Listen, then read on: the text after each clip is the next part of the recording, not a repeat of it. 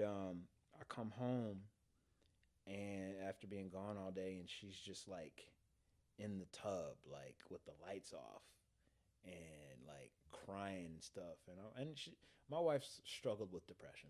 She's had that, but like, you know, we had thought we were good, like upward trajectory. And so she's just like feeling dead inside. And she goes to explain, you know, for the past 3 months, I've been feeling like suicidal. I had no idea. None. Bro, she is my rib. We are one. And I had no idea that my wife was suicidal for 3 months.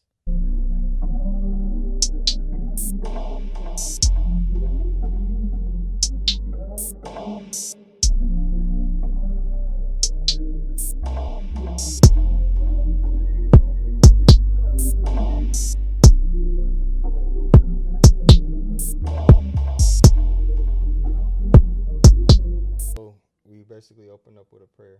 Oh heck yeah! Yeah, that's how What? we do this every time. Stop playing. So Please invite the spirit in. yeah, man. Dear God, thank you for today. Thank you for always your love, your grace, and your mercy. We don't earn it. You just give it, and we just love that. Thank you for friendships, Lord. Thank you for family. Thank you for peace of mind. Thank you for uh, just being the provider that you are. Lord, we just want to, as always, give opportunity for people to open their hearts for marriage, for love, for understanding you even deeper, understanding how you order things, and also just being able to find love and live it to the full, the way that you have asked us to. Lord, let our words help people. Let our hearts be open. And again, we just thank you for everything you do. In Jesus' name, Amen. amen. Hey. Ooh. Yeah. Yeah, boy. Yeah, I was gonna be tearing up. But hey. Hey, man, that's Sheesh. because, man, God has really placed this on our hearts, dude. Like, the fact that we just have events coming up, the fact that Facts. we just um, are able to also live a good life. Mm-hmm. If anything, like, not saying like I want you to have exactly, like, when I'm talking about you, I'm talking about the people on the other side of this camera, but like the way that God has blessed us, like I can't, I just want to give that. Yeah. I just want to give that. Whatever God, what a blessing looks like in your life, I just want you to have it. You know what I'm saying? I would say I'm proud of y'all, but when you say it like that, it really should be like I'm proud of God, right? Oh, Because He's the absolutely. one, like y'all just Absolutely. kind of catching the Yes. touchdown pass, and what I mean, doing whatever, because like y'all doing it, bro. Like just from the outside in, like y'all have content, you have consistency. Somebody blessed y'all with what you have to be able to run gear wise, which like that's dope, bro. Like it looks cool. From the outside in, it looks cool. Thank you, thank So, you, thank you. what I mean, like you said, like I've said, but like just hearing you say that is just that, when God gives you something, you just want to steward it. Facts. And so when people All say facts. that you're stewarding, Yeah. it I humbly appreciate that. I really do, man. And we're gonna get into you and life and everything. We got a lot to catch up on. Absolutely. So, yeah. So welcome back to this Iron Marriage podcast with Nick, and I shall explain who he is in just a moment. But Nick and Kayla, based off the book, There's an Iron Marriage. If you can't see it, it's right there. Check it out. It's on uh, Amazon, Barnes and Noble, Target, Walmart. Just Google it. It's somewhere in the world. You can find it. Indeed. And I love that. I love that. Yeah. As he said, we are pretty consistent with this. We post these every 2 weeks on Friday, 8 a.m. sharp, Eastern Standard Time. So we just want to catch y'all right before work, or if you catch it during your lunch break or after work, whatever. We just, as you heard, we just want to share the word of what God means, especially when it comes to marriage. Like, we just want people to get it right. We definitely want people to get that part, get it done well. Let me put it that way. Get it done well, because in life, I'm not saying that you're never right, but there's just a way that God says do things, and then when you see the fruit that comes from it, you know that you done it right, Mm. but just do it. Just do the best you can, and do it in the way that God has instructed. Just do the best you can. So, not to get too emotional so early. Mm-hmm. Yeah. Now this is a crazy special podcast. We've been talking about doing this for a long time. Shoot, almost years, because we started something and we never actually posted it. It was a good conversation. Oh, we did. I forgot about that. Yeah, we was right here with it. We was cooking. What was and we didn't have all this equipment then. What was we talking about? We was talking about marriage. We was talking about like sex and all types of Yes, bro, I remember that. Yeah, we might have to revisit some of that. That was a good convo. Because also now like more life has passed, so now you think about different things. A lot more things. It's crazy, like. I still haven't said who you are. We'll get there. I know we're going to get there. No, we're going to get here right now, man. So, like, if y'all don't know, first of all, like, y'all know that I'm a DJ.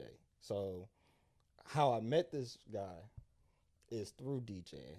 Yes, and before I even get into who he is,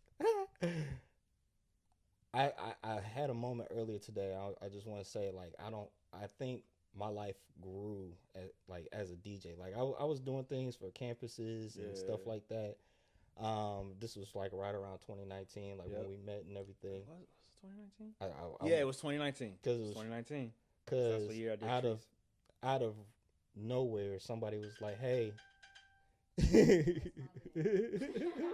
Gotta hit that young silence. I was trying to silence it.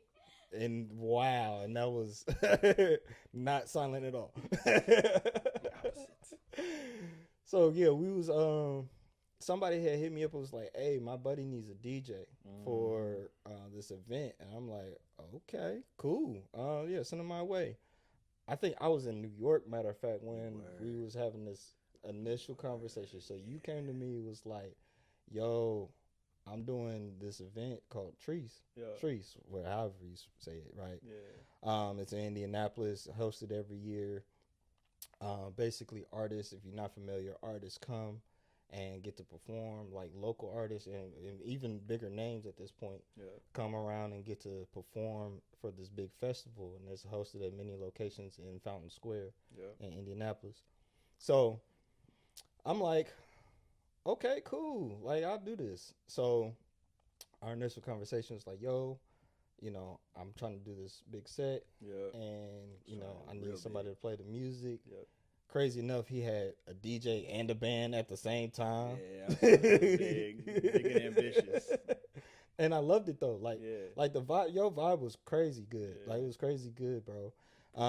So yeah, obviously we connected, we practiced, and we ended up performing. But like beyond that, like I got to know this dude, and I'm like, no, he's dope.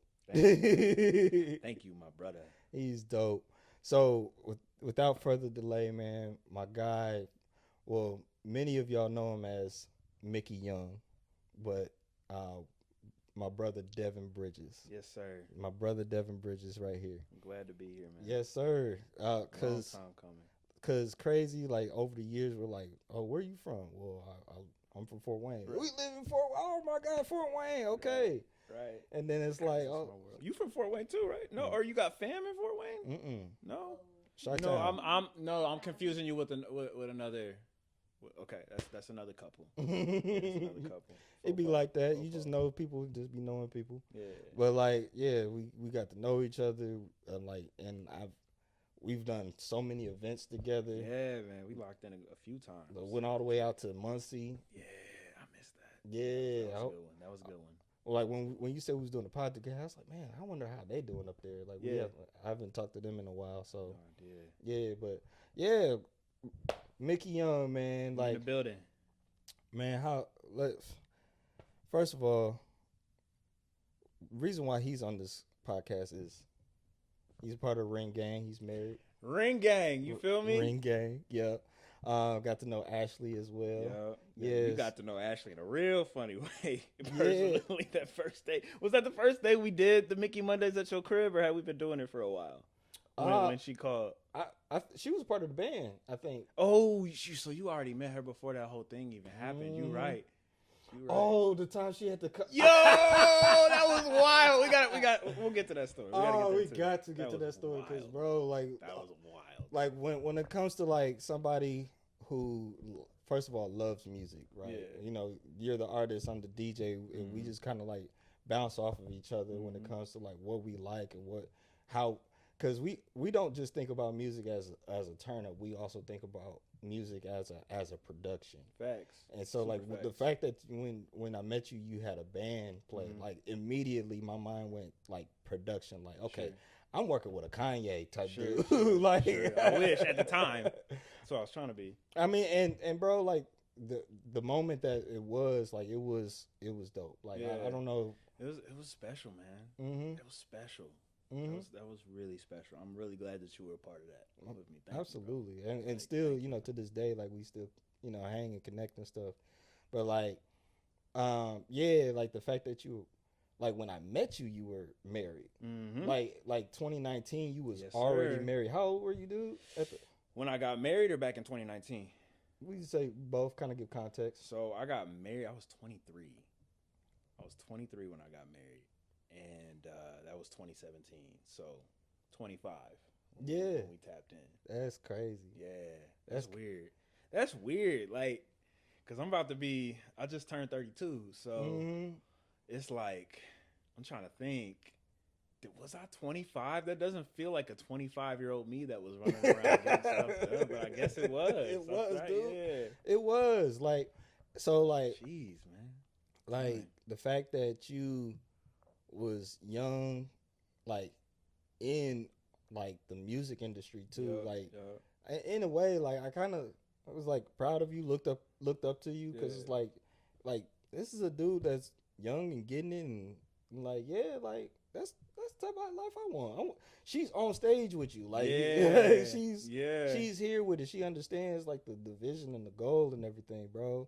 So like, I mean, of course, I know a lot of your story, but like, kind of explain like how y'all met and like what led you to want to marry her, dude. For sure, yeah, that's my best friend, man, for real.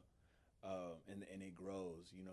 My marriage counselor, or the one who did our premarital counseling, he was like, I hope that, first off, he was trying to break us up. Let's just say that. Like, he's like, you need to be ready to let this go. I'm like, what are you talking about? You're supposed to be helping us get together. He's like, nah, man, y'all need to be ready to, if God takes this from you, you need to be holding it like this. Because at the time, we was both locked in, like, no, we getting married. This is what we doing, right? But my premarital counselor said when we got on the other side of the hump, he was like, I hope that when y'all get married, y'all love each other the least. That should be the day y'all look back and y'all say, I loved you the least when I said I do. It grows from there, right? And that's kind of what happened. Like, okay, like I was like head over heels, honeymoon phase and all that, but like it keeps growing in deeper ways. I actually love that. I mean, it's a different perspective for sure. Fire. But it's fire when you think about it. But knowing what I know about you now, like we're gonna keep going in this conversation. But like, I'm glad that he actually said that because like the fact that y'all still married, like 9 years. It's gonna be 9 years this year. So yeah, now we locked in, bro. So I feel like that's what's happening because at the time when we first got together, like it was all ambition. You know what I mean? Like that was like I've always been a man on a mission. I knew at 16 I was trying to be world famous. If you go to my house in Fort Wayne, there's a picture or like a little cutout above my mirror from a campus life session that we did. We did some campus life activity and they handed out all these things. And my thing said becoming world famous. And for some reason I just kept that, put it on my wall, right? That's 16. So like that's where I was. My energy was all ambition. So I'm in college trying to, you know, I went to Anderson University for music business. And, you know, I went there because they had a label. I didn't know what that meant. It really wasn't a label. It was a bunch of students who didn't know what they were doing. But they had a label. They had some funds. So, like, that's why I ended up at Anderson. And, you know, the whole goal was just, like, create the on-ramp to music industry because I knew what I wanted to do, right? And so when when I met Ashley, I was a freshman and she was a senior. Um, and I don't remember exactly how it happened. I think I met her at like a homecoming fair or something like that. So you was on some like Nick Cannon stuff from I was on Drumline? some Nick Cannon stuff, bro. Just moving around campus, and I got recruited. You know what I mean? By the dance team. You know, because like I used to dance like hip hop and all that. Like I come from a studio background. So like when I found out that they had a dance squad, I was like, all right, I'll sign the interest form or whatever. That was Ashley, lo and behold. Now at the time, I'm not clocking nothing. You know what I mean? She's just another, one of the very few black people on campus. So I'm like, all right, cool, but I'm gonna keep it pushing. I got my crowd. You not rapping? All right. You know what I mean? It's like this is like it was a hobby kind of a thing. I'm really here to rap. Yeah. That's what I'm here for. I'm on a mission. So, we had life happen, and what ended up happening was Ashley and I, that's my wife's name, Ashley and our friend group that I was rocking with, we all trauma bonded because one of our friends passed that semester, like one of our good friends. And we all just like grieved together. You know what I mean? So it went from this girl who is the captain of the dance squad and recruited me, and I'm here with some other freshmen and I'm dancing in my spare time and this is cool, whatever, to like now we really doing life come second semester of my freshman year. And so she's always been around, right? For those 4 years of college, she was just around as like the homie. And we didn't start off on like there was nothing romantic about our start, like romantic dating life. There was nothing romantic about it. Like stuff just happened, You know how sometimes you be in those situationships or I guess I'm here and you here and we feeling each other in this moment. Something happens. It wasn't like I choose you. Like that did not happen, bro. Y'all happened to be in the room together. The vibe was feeling it. The vibe was vibing. Like, you know what? I'm gonna kiss you. Yeah, like exactly, bro. That's exactly what happened. And in the meantime, again, like the backdrop of my life is ambition. Like that's like I'm not trying to. At the time, if you would have asked me, like, when's the perfect time to get married? I would be like, 27, 28, closer to my 30s. I got time to establish. That should be enough time to establish my career. Like, I got the whole timeline in my hand like I'm God or something, right? Like I can figure out how long stuff's going to take. I'm like, give me 2-3 years. I'll probably be signed by then, It was all about TDE at the time, like Kendrick's label. That's what I'm looking at. So, my senior year, I had just got done doing a concert that day. And we got a bunch of people hanging around the house, and we're all kicking it in my room. Some of our homies, some of Ashley's friends, some of my friends, and we watching James Brown, and that James Brown biopic. Okay, gotcha. And it just the moment was the moment, and then after that it was kind of like, and I don't want to give away details that's Ashley's to give, but it was a surprising moment for a lot of different reasons. Like it was like none of us would have ever clocked that moment would have happened. So when it did happen, like we both kind of reflected on it, like, what is this? Is this something? And like at the time too, I'm kind of like in between relationships and like lonely and stuff. So it just kind of all was convenient, but it wasn't intentional. That's the main thing I'm trying to get at. It didn't start off intentional. My intentionality was elsewhere. So when something did happen, and then it kept happening over the fall, we were just like, are we going together? like what is this, right? And so we decided, all right, cool. I'm gonna call you my girl. You're gonna go. Like we're exclusive, I guess, right? Ashley was still figuring some stuff out in that time of her life. She was very young in her faith.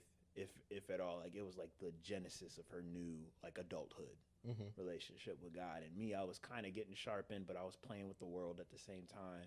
But at the time, my mom was trying to get me on some different, more discipling preachers like Tony Evans, and Tony Evans is all about kingdom man, kingdom woman, kingdom disciple, kingdom marriage, all that. So I was hearing stuff like that, and it was kind of like planting seeds. But what really, to fast forward, made our relationship,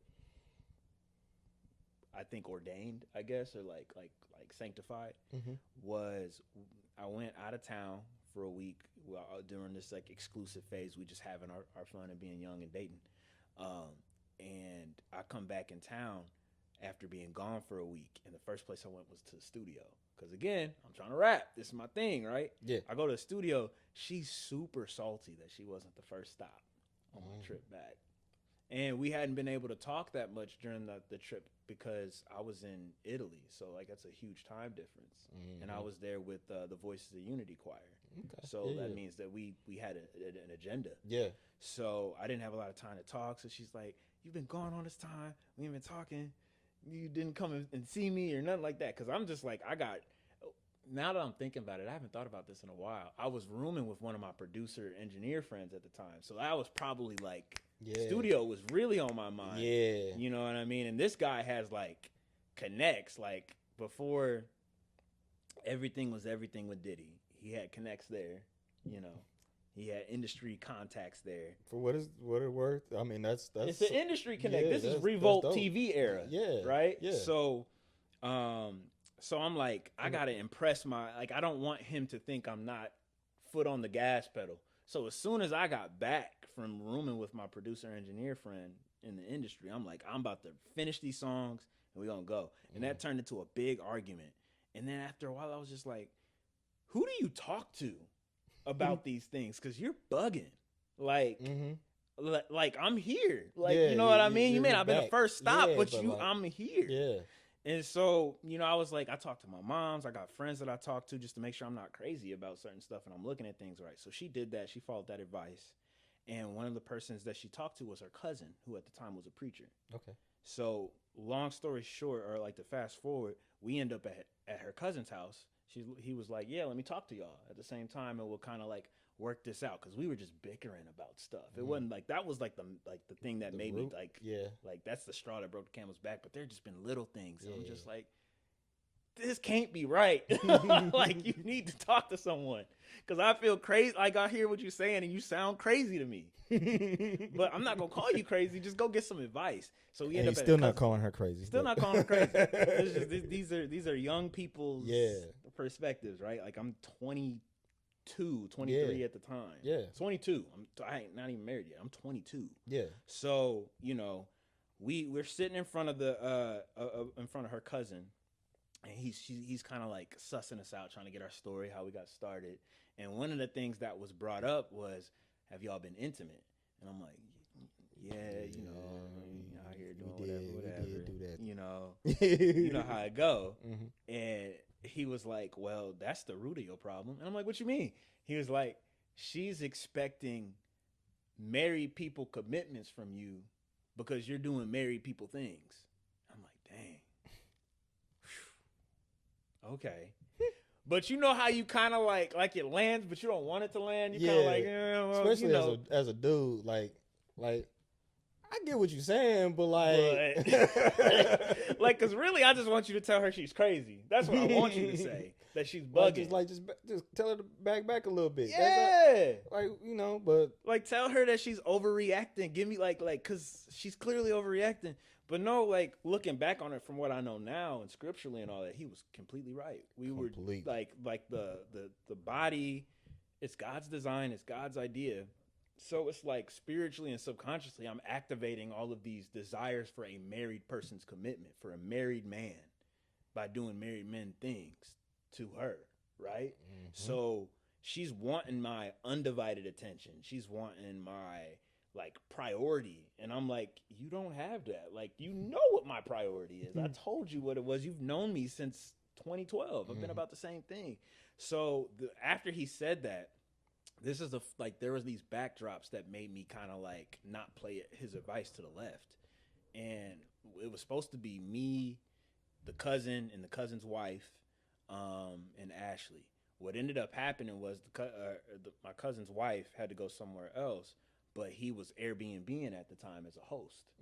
And the person he was staying with was this dude, this rapper, who was on tour. And he just had, like, he was doing like I'm going around like an independent DIY circuit kind of a tour. And he ended up staying at my cousin's house, and he had just gotten married. Like, literally, like, this was almost like they did the honeymoon and then it was back to tour. right?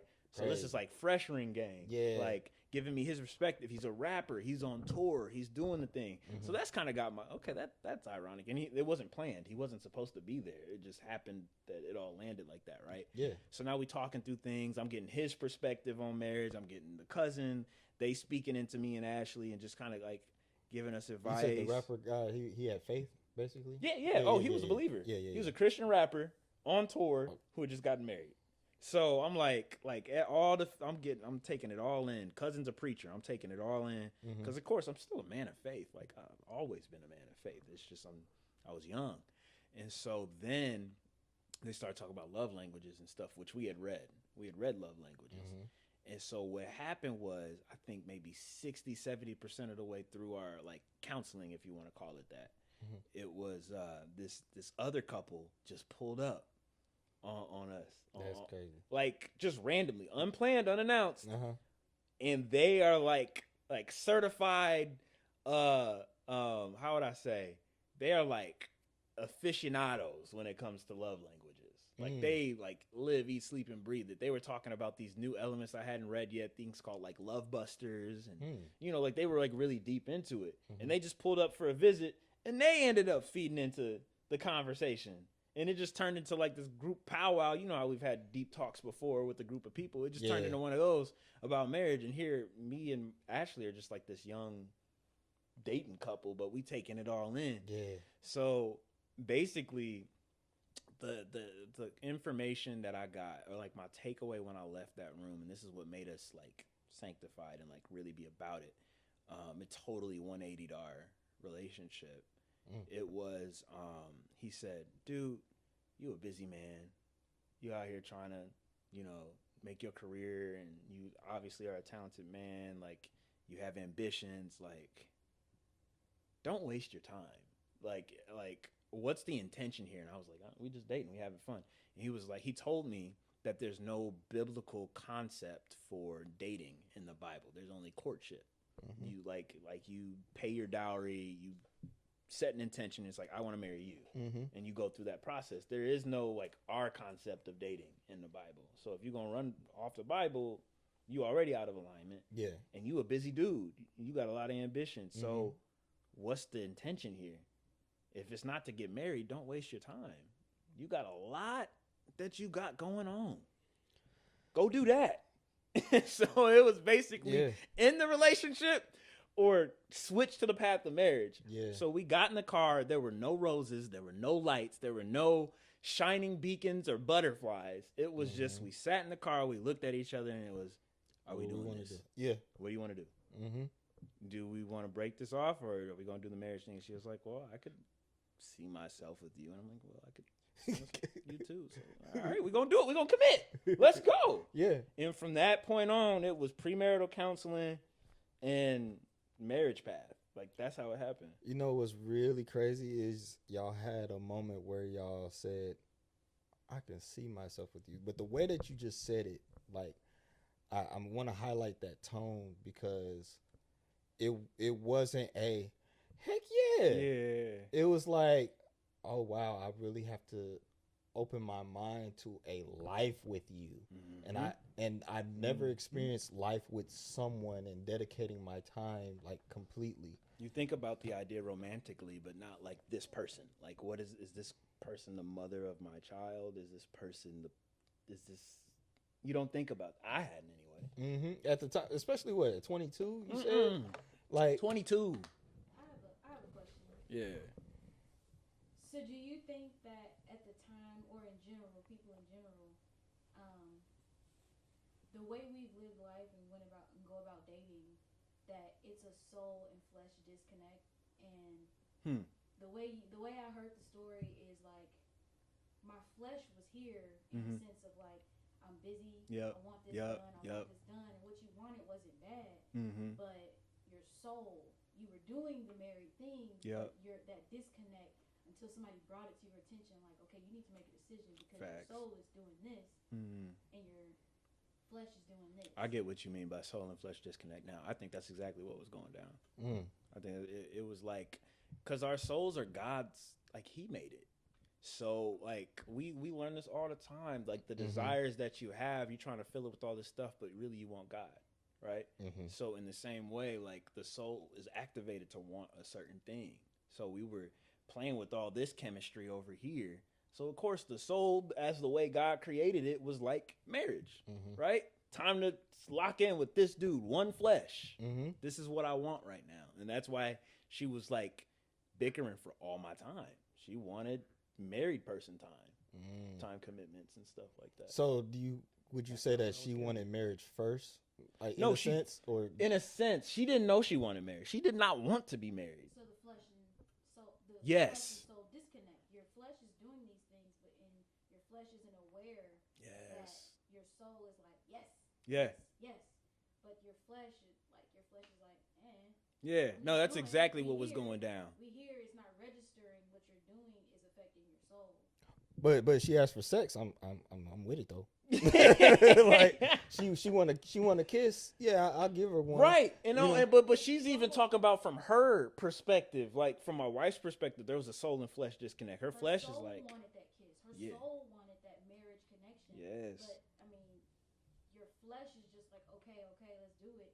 But your soul is like, we missing something over here too. I need that time commitment, not just the kiss.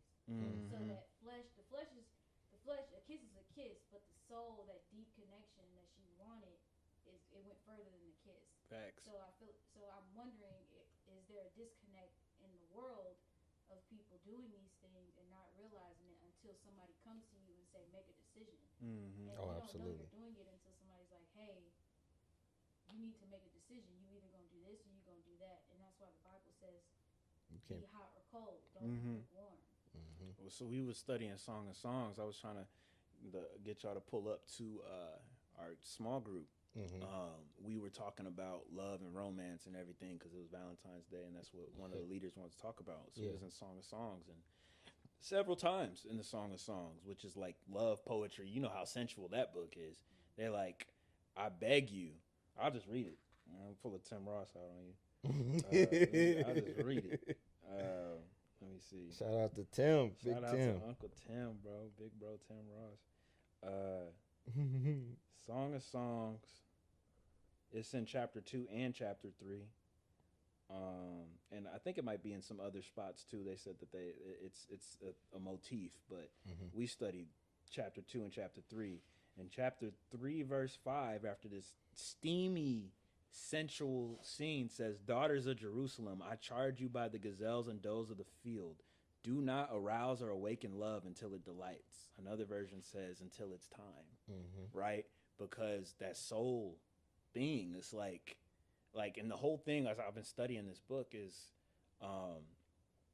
it's about celebrating love and intimacy and sexuality as God's idea within the right place. Put that, all that, like love is a fire.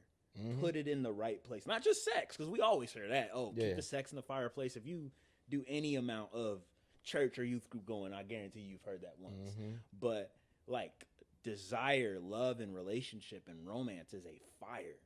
Put it in the right place. So I'm igniting this fire with Ashley, and her soul is like, I need the intimacy, the commitment, the being known, the prioritization. I need all that, even though she doesn't know. She's just mad at me because I'm not fitting her idea of romance and this, that, and the third. But if you would have asked her, she was like, I don't even think I'm marriage material. I don't want to be married. Like, no. That flesh and soul disconnect. Yeah. The soul wanted it, but the mind. Exactly. She had no idea that her soul was asking for marriage the whole time. So, as far as romantically, and I'm not like saying like the sexual romantically, I'm talking about like Just the desire. The gestures, the time, the moments, the intimacy. Did y'all really have that when y'all was like? No. Yeah, but Not so at y'all all. was just kicking it. We was kicking it as friends. I knew how to be friends. I come out of a single parent household. My mom was not an entrepreneur. She was like a career woman. She had to get after. She was a breadwinner, you know, because my dad wasn't there, so she had to step up. I never saw my parents hold hands. Never saw them kiss. Never saw Nothing. My dad left when I was 13, and in those 13 years, I don't remember any. I mean, I saw a kiss or two, but I've never seen anything like romantic desire. I never saw that, and we was getting it how we could. You know what I mean? Like 3, 4 kids in the household, Mm-hmm. and it's like we got basketball, sports, choir, this, that. We know how to do business. That's the household I come from. It wasn't no love and gestures and gifts and all this stuff. My wife is very much the opposite of me in every way. In that way, you know, and God knew what he was doing when he put that together because he knew we needed each other to balance. But I'm not that. So, like, she was salty that she wasn't getting those good morning texts and flowers and stuff because I'm just not cut from that cloth. I didn't even know how to do it. That's crazy. Yeah, dog. But you still here married, still. I'm learning. I have to. Yeah, I have to. absolutely. I don't love it, but you know, that's her love language. You know what I mean? I gotta be bilingual out here. So you're saying like not acts of service. Okay, there's words of affirmation. There's physical touch. There's acts of service. I said that. There's gift giving. Yes. And what's the last one? Quality time. Quality time. So she's a quality time type. Well, we trying to figure it out. Like what she was modeled was gift giving, and she's amazing. She's the best gift giver.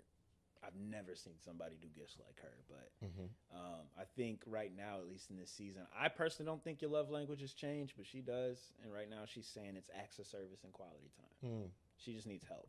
I think they do change. Well, not like drastically, but like I think because you'll still appreciate some of the smaller ones.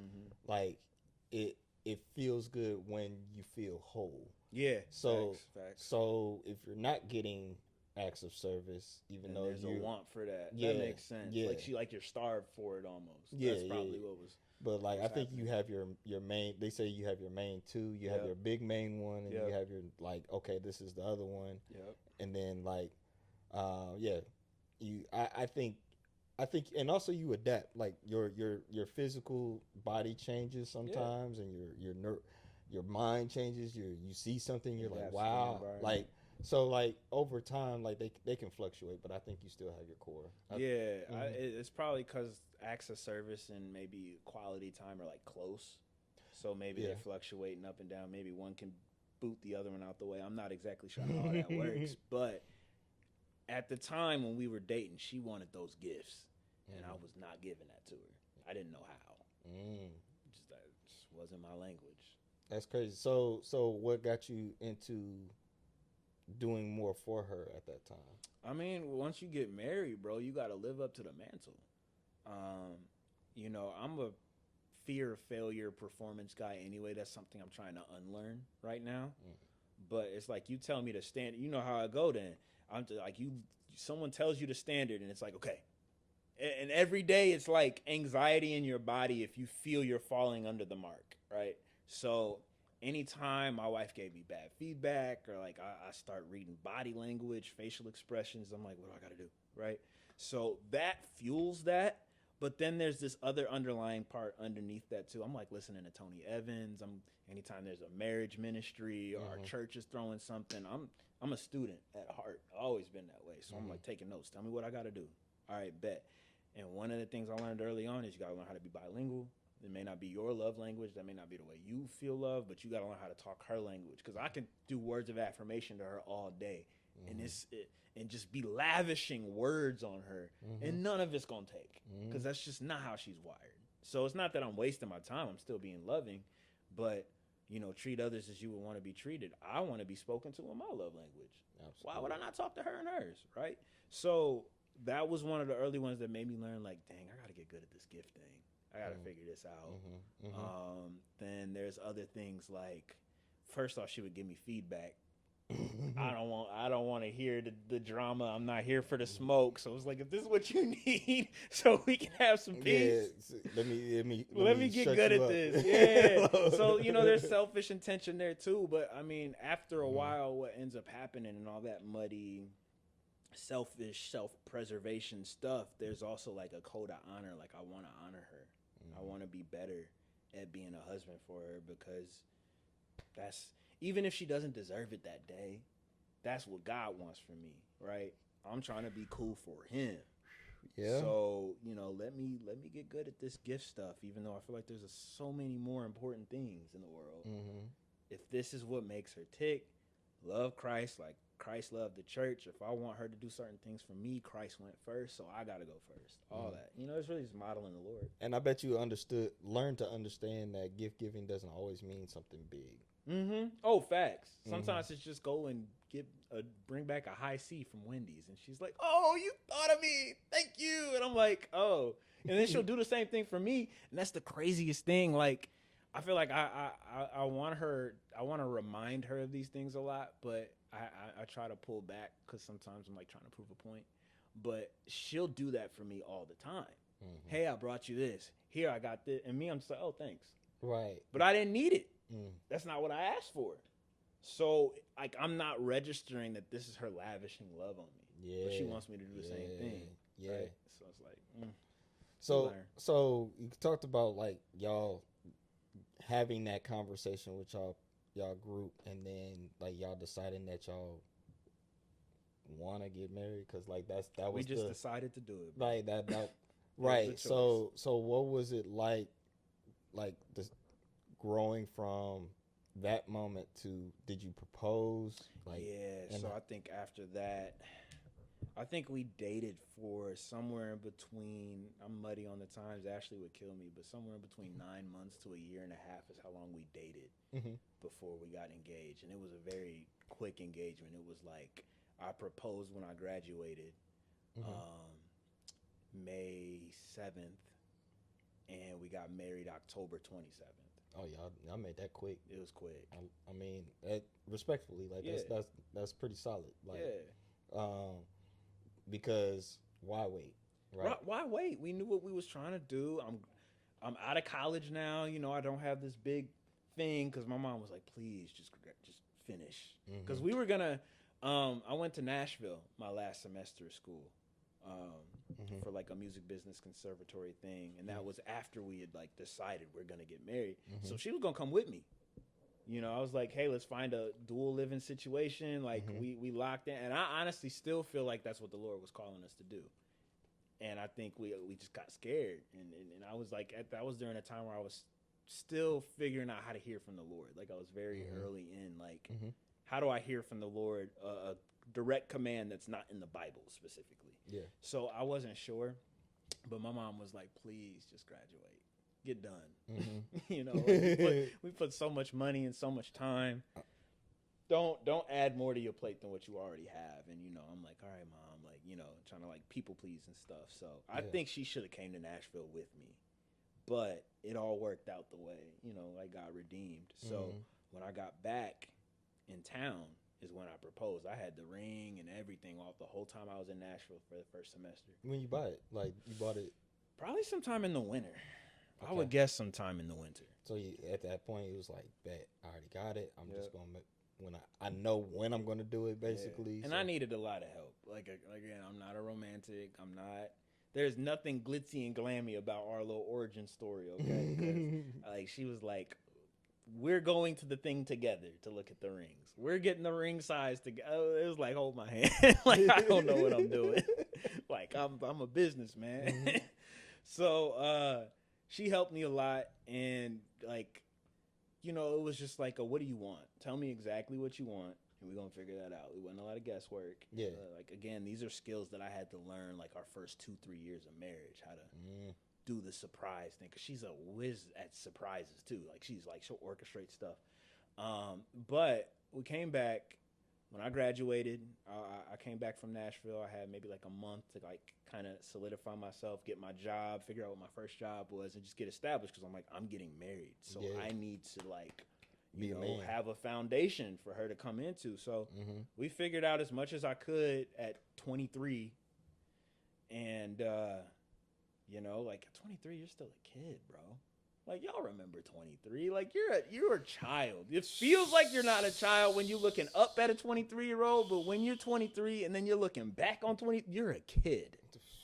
So I'm trying to figure out house, apartment, job, finances, insurance, like what is this thing? How do I build a home with somebody else? Yeah. Right. Yeah. And I think the tight thing about that too was, you're still developing as a man mentally up until like 25 is what they say. So I got to do my last 2-3 years of development as a married man. Oh yeah. I think I would have had a harder time if I was set in my ways as a single and trying to figure out how to bring you into my world and undo certain habits to like make room for you. Like I was developing with Ashley, which was cool, but we weren't engaged very long at all. Like it was like fast track. Like, let's get everything together as soon as we can. We didn't even have a reception or like a traditional wedding party. We went off to a beach. That's the romantic, sexy part. We went to a beach and got married on the beach with just our immediate households. Hey, that's dope. That was smooth. That was smooth. I mean, there's dolphins jumping in the background and rainbows and shit. It's crazy. I don't know if I'm supposed to be cussing. Sorry. It's all right. But yeah, like, am I supposed to be clean? I'll edit myself. Look, God made words, right? Okay. All right. The intention was there. You was excited. We're very chill. You good? Like, okay. I just you good? Mm-hmm. All right. I want to be respectful of y'all platform. We always click now for kids. Don't worry about it. Okay. For sure. So in that case, yeah, like it was just all kind of like storybook stuff in the background, and that's how we knew God ordained it, bro. He was showing sign after sign, miracle after miracle. You got to ask Ashley about the miracle that happened.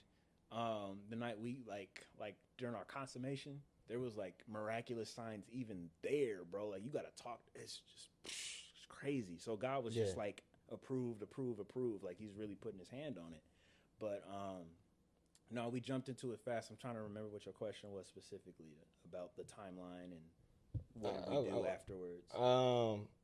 No, I was basically trying to get a understanding, especially for them, like what it was like, you making that decision to wanting to get married. What was the decision? But then actually, as a man, you make the proposal. Because some people think that maybe as men, we have this aha moment and then we propose right away, maybe. But no, like you have to have your mindset. And kind of going back to what you were saying, like how you were young, you were developing, and you were thankful that you did all of that before your mind could have allowed you to be set in your ways. I did something different. Like I got past 25 and I had to intentionally undo the things that was that hard. Because I know you was ready. I'm gonna say this: had I not did it with God, absolutely. Okay. So like I got you. So. Being able to watch Transformation Church, be able to see Mike Todd talk about, being a different man. You were being primed. Like, I was like, this is all the conversations I've been wanting in my life. I'm going to sponge this up. I feel you. And I'm going to walk it. And yes, it was hard because my flesh was still kind of in the way. Like, my first time listening to Mike Todd.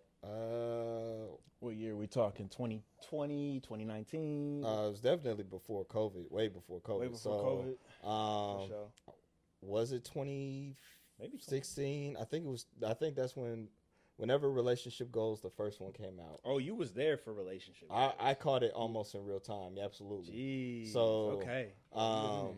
Like I was, I had a whole story that I put in another podcast episode, but basically I saw how off I was. Like I was talking to this girl and I was telling her like I had sex with someone but I like you, but like I don't know if I can really like hold out for sex because like that's where my flesh was.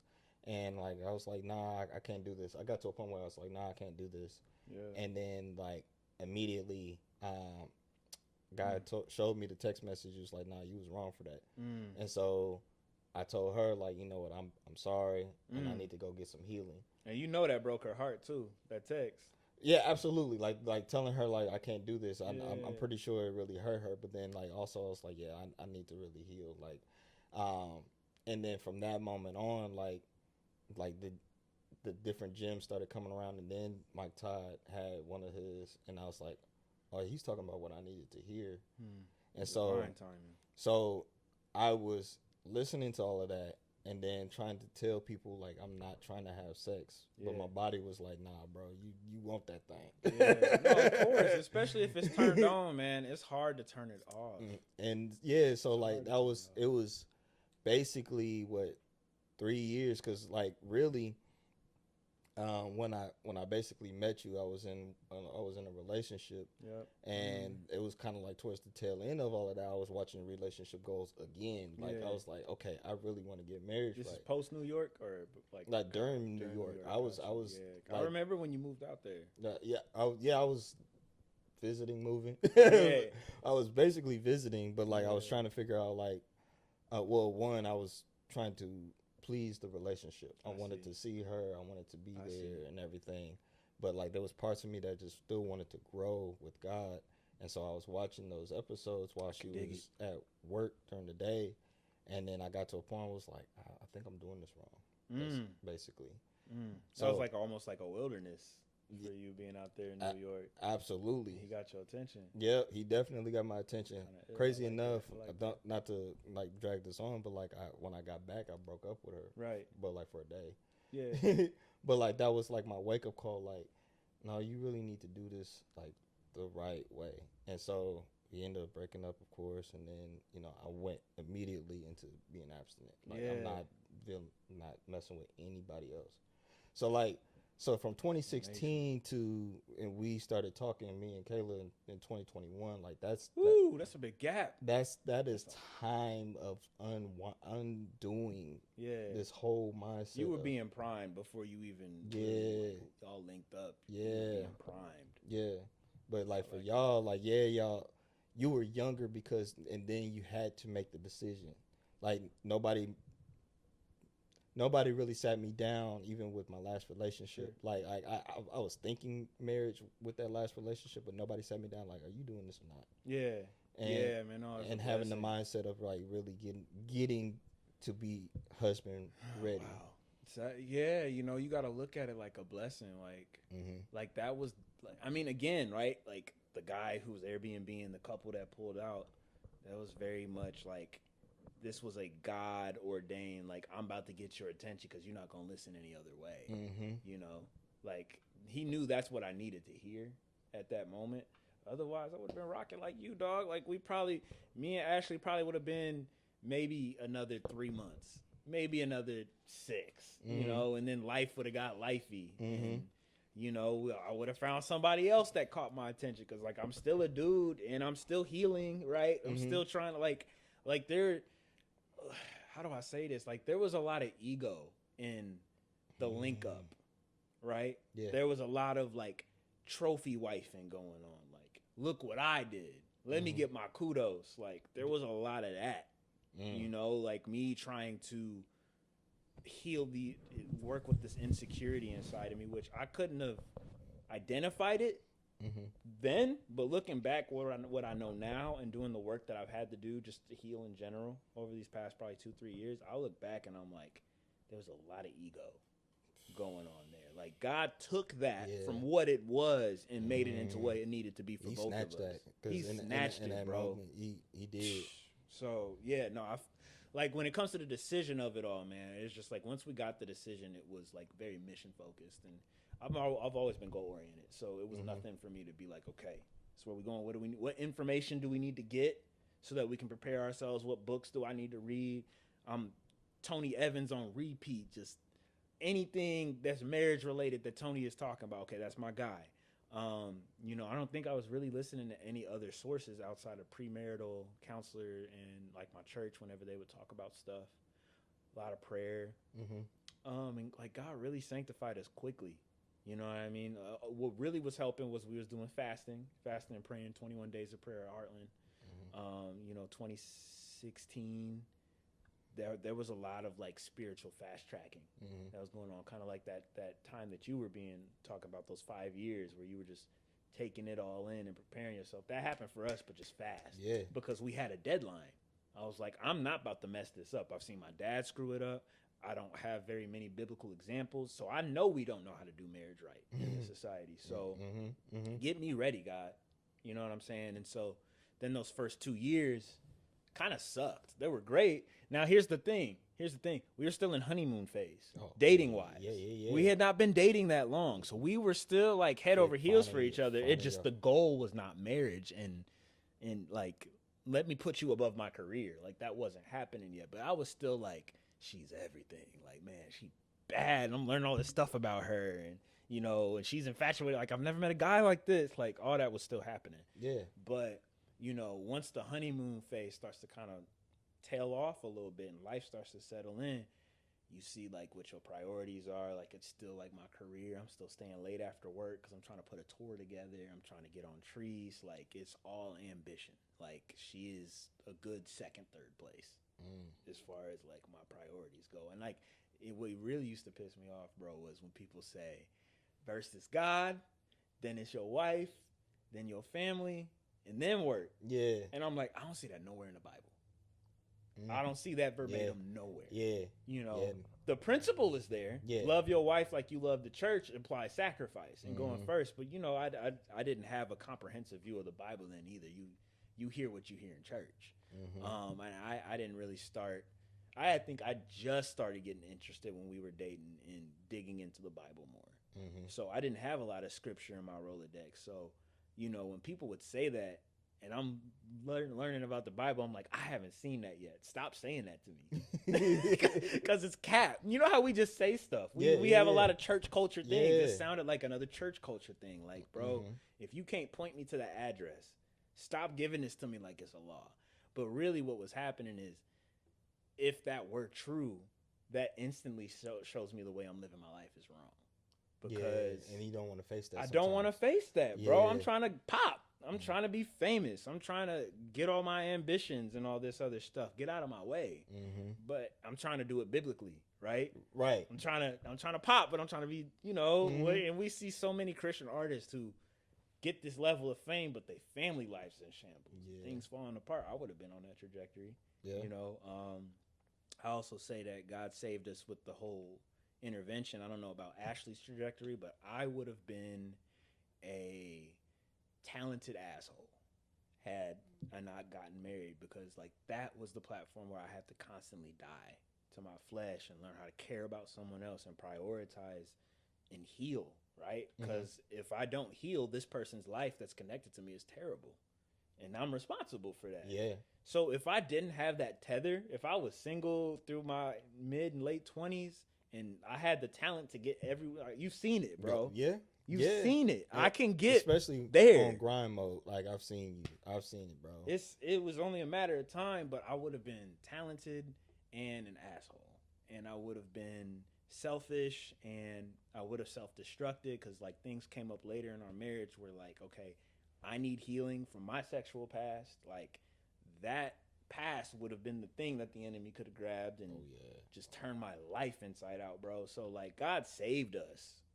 Like, intervention wise, absolutely, because I'm sitting here thinking like knowing what I know about you, like you said, you would have been that type of person, but like I know how I am too, because I'm wired similarly. Like I'm gonna go out and get it and stuff like that, and for you to really be like, nah, this is the person I lay next to every day. Like let me really make sure that this is cool before I step outside, because me as a DJ, I can step out and go DJ an event and the temptation's there. Oh, it's all there. The especially for that night scene. The want to actually be so good that people reciprocate and say, "Hey, you so good," and now you got dudes in your face, you got women in your face, and like all this pride, like that's like you're explaining. It's pride and ego. You're explaining it, but I'm explaining it a little bit further because I know what it's like to really like want to do so well that you can forget that you have someone else that you gotta like. You good today? Like how you doing? Matter of fact, let me show you your love language. Let me do something for you. And like I guess I want to speak to this pocket of people that's between 22 and 30 that's like I'm on my grind. I'm gonna do this. But like, yes, in the back of your mind you want to be married, or sometimes even in front of your mind to be married, Right. but like, you don't realize that it's a thing that you do have to like die, like your career dies a little bit, not a lot, Facts. but like to the point where you got to be like, hold on, do I really need to be out tonight? Do I really need to go do this? I would say the career serves the relationship, where before the career might serve you and Yeah. God and all this other stuff. Like the career reorients itself. Mm-hmm. So it depends on your level of ambition. If you in there like we was in there, Mm-hmm. then it's like the career is gonna die some because it was all about self-serving, right? And I can't self-serve and self-sacrifice at the same time, right? Mm-hmm. So Because you need the attention, you need the affirmation that you're that good. You need you need to actually want to get better. Like you like in real time, like you want to do this for you, but like you saying, like and you keep going, like it's how does this serve us? Yeah, and it wasn't. You know, Ashley never wanted to be famous. She never wanted to be seen. She never asked.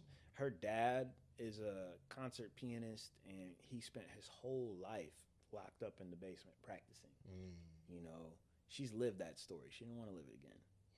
You know what I mean? It's traumatizing. So, Crazy enough, she married a guy, which speaks to a lot of that. You marry your dad or you marry your mom. Like it's not always true, but it's pretty accurate. There's something in there. There's something there. Something to look out for. So like man, well, so you were saying like the first couple years, like it was like trying to figure. We were trying to figure out how to be married because she's like, again, the same. It's funny now I look back on it, I kind of see it like the same thing she was asking for that triggered us to go talk to her cousin. Those same like married people requirements, those married people commitments. She was still asking for the same thing when we were married, and she still wasn't getting it. We had the house, we had the exclusivity, but my ambition was my wife. Like, bro, you know, like every time we talked, it was Mickey Mondays or, you know, album drop. Or that's all I cared about. That's all I talked about. And I was getting worse as we continued to move later years and doing stuff together because I was feeling like I was running out of time. I was feeling like I was like scarcity. At 24, at 25, you felt like you were running out of time. Yeah, bro. I felt like, you know, like the window was closing, and this was before, you know, like Jay-Z was kind of stepping into his longevity era. Right. Drake hadn't gotten there yet. Nah, like most people were 27 and under that I was looking at. And I had people in my ear talking about, bro, you can't be doing this. Like, this is a young man's game. Now I don't believe that at all, bro. No, you could be 50, 60. With clips, just... What are we talking about, fam? People are proving them out. And hip-hop was the only one that was saying that. Country acts and jazz acts and all these other people R&B, are legacy acts. They've always been able to go long. So I don't believe that no more, but at the time I had that scarcity mentality. So those first... As a country, we hadn't seen it. Yeah, we hadn't seen it. And we idolize youth. Cause like we saw the old people touring and you know back then before like stages got bigger and nostalgia was real right. Like there was like you washed up, bro. Get off the stage. Like we got new artists. Oh brother, this guy's oh brother. No, for real. That's exactly what type of time it was on. Like. Guy, oh brother, this guy stinks. Then you know what I'm saying, you see Jay-Z at 42 and Andre 3000 hop on a Kanye feature, you're like, yeah, that's pretty good. Yeah, honestly. So I don't believe that anymore, but at the time the scarcity mentality was kicking my butt. And you know, I was feeling this, like, again, it was all about being accepted and that approval from other people, just all these childhood wounds that I really wasn't aware of. And I'm like trying to establish myself in the scene, like I'm the outsider. Most people in the Fountain Square scene, in the rap scene, like everybody knows each other already. It's a big small city, and everybody knows who the best are and the top tier people are. So here this guy pops up out of nowhere talking about me. Yeah. On like I went on stage, I went to an open mic and got invited from there to like a rap cipher situation at the Vogue. And Dead Presidents was playing that night. So or Dead Prez or whatever, the old rap group was coming. Yeah. So all of the rappers and hip hop, R&B, soul people were out at this event because it was like all the biggest names were on the bill. And you know, it's like an ego off. Like now, like it's the same people trying to impress the same people, but you don't know that when you fresh on the scene like I was. So because you think everything is everything. Everything is everything, and everything is new, and you know this is gonna be how I get there. I got to get this first, and so you know I step on stage, and everybody's like, "Who are you, bro? Like, this is." Excuse me. Where'd you come from? I've known all the act like, and you know, again. Not to brag, but like my lyricism is up there. Yeah. You know what I mean? So I can stand out and stuff. So like I can keep up. So they're like, we know all the people who are supposed to be good at this barred up situation. Never seen you before. Then Treese happens, which was like kind of like the climax, right? Of like he's here. Mickey, like I'm in the news things. I like articles being made. Yeah. And then it just kind of bottomed out because life got crazy, which we could talk about that if you have questions. But I mean, you walked through that. You walked through some of that with me. Absolutely. So when I bottomed out, the question when I kind of like got done with Treese was, where's the album? And that's what I was obsessed with. Like our first 3 years of marriage from 2017 to 2020. Do you have headaches when it comes to relationships, like in your dating life or in your marriage life? Like, do you have questions when it comes to marriage and what does that even look like? Or are you having a hard time getting married? Like, Well, if you do, we have the solution for that. We have a book titled There's an I in Marriage. Boom. This book has all the answers to anyone who is dating, single, married, any way for you to get those headaches out of those situations. The answers are in here. Boom. Look, we have a YouTube page as well with our podcast. We talk about all these different topics. And yeah, just follow along. Like, subscribe. Come check us out. Get the book. You know, 2019 was like the climax of all this work I had been putting in, like trying to meet the right people, get in the right spaces, show people my raps and stuff, show them I'm barred up and that I have all the raw material to be worth following. And then it's like, okay, this is cool. Like you got shows, you got performances, you look good. Where can I find your music? And it's like 1 or 2 SoundCloud uploads. Like, and at the time, you know, perception being in affirmation and accolades is the thing that I'm craving. And it's like, that's the one thing people keep saying. It's like, bro, when are you going to put an album out? When you like, come on, man, you've been, you know, I have people who knew me from college where I kind of cut my teeth and got good at this stuff. And they were like, you've been, well, actually, no, I cut my teeth in high school, but like where I was building a platform and then like they knew me from like 2013, 2014. And they're like, bro, I've been following you for this long, like other musician peers. And they'd be like, when are you going, you got to get an album out, man. You can't call yourself a serious artist if you're not an album. So that was my obsession. And trying to build an audience and drop the right way. I was like, streaming was changing the ecosystem of how albums are taken in. Definitely so it's like, at that time for sure. How do I drop an album and spend the resources without and grow an audience? Like, because that's the thing. I don't want to just put an album out. I want to grow an audience. So I'm listening to these marketing gurus and stuff, and they're like, don't do this, do that. So those first 3 years from 2017 to 2020, it's all just me soaking in. Everything is tour, show, build a platform, market, make relationships. I'm out and about, and Ashley would come with me. You know, we would enjoy going to open mics and meeting scene friends and stuff, but she wouldn't be doing that if it wasn't for me. She was just coming with me. And then it got to be to this place where she just kind of, over time, it accumulated, and she was dying inside. I had no idea. You know, she was starved for those marital commitments. I thought I was being satisfactory. I may not have been getting an A+, but I thought I was at least a C+, bro. You know? And I ended up writing a couple of different verses about this. There was this time where I come home from Soundspace, where we were doing stuff at. And, you know, that was my home base at the time. And I would spend all day on Monday there, literally like 8 hours. I'm like, I'm going to work. This is what I'm about to do. 8 hours. I'm gonna get all my things done. I'm trying to do the sync licensing thing. I'm trying to figure out how to make this work.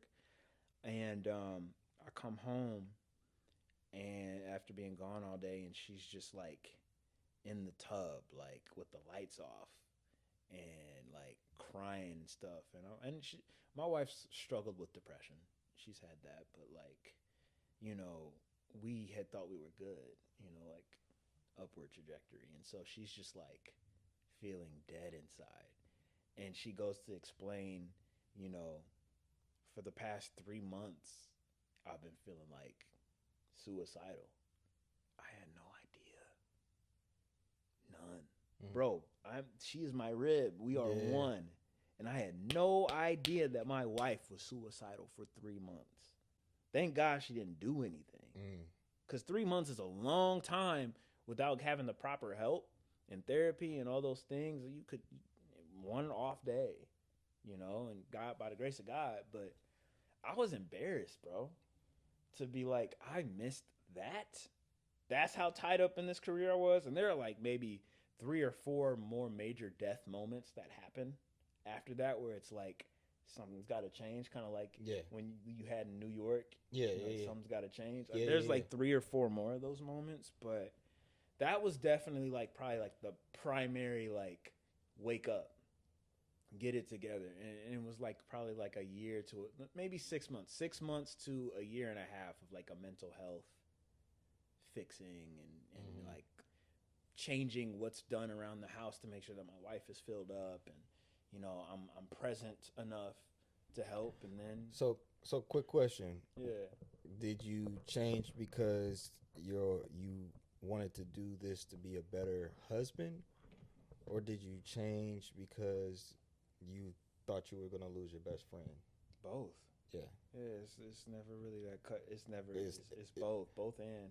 But I guess I asked that question as an affirmation because some people, they'll immediately think, oh, you need to be a better husband. Well, that's the pride part says, I got to do my husband duty. But your heart on the inside said, no, that's my buddy. She's suffering, bro. That's my buddy. Best friend is suffering.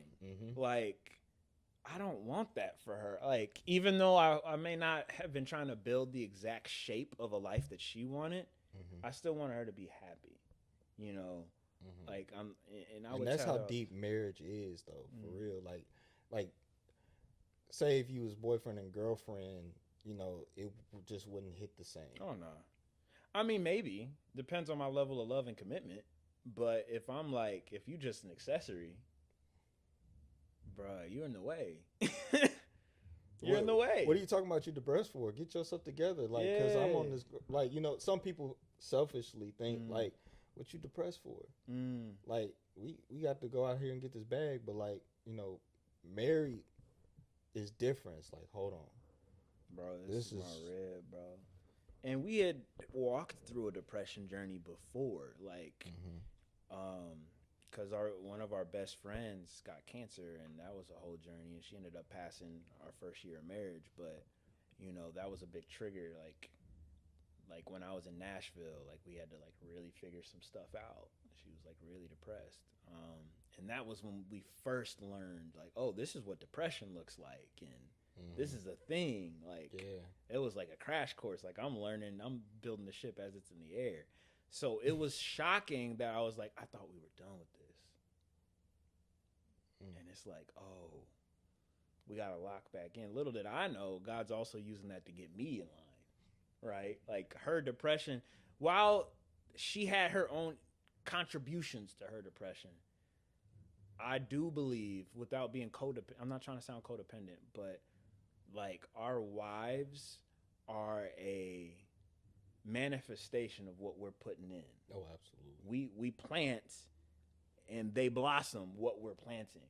So her state of depression, in a lot of ways, not all, but in definitely some part, was the fruit of my poor seed and my poor job, like stewarding our relationship and my out of line priorities. Like, she wasn't healthy because we weren't healthy, because I wasn't healthy, Something I've heard recently, is that women in the relationship tend to be the product of their environment. Facts. Especially, facts. I don't know if you feel like that, but facts. That's what I've seen.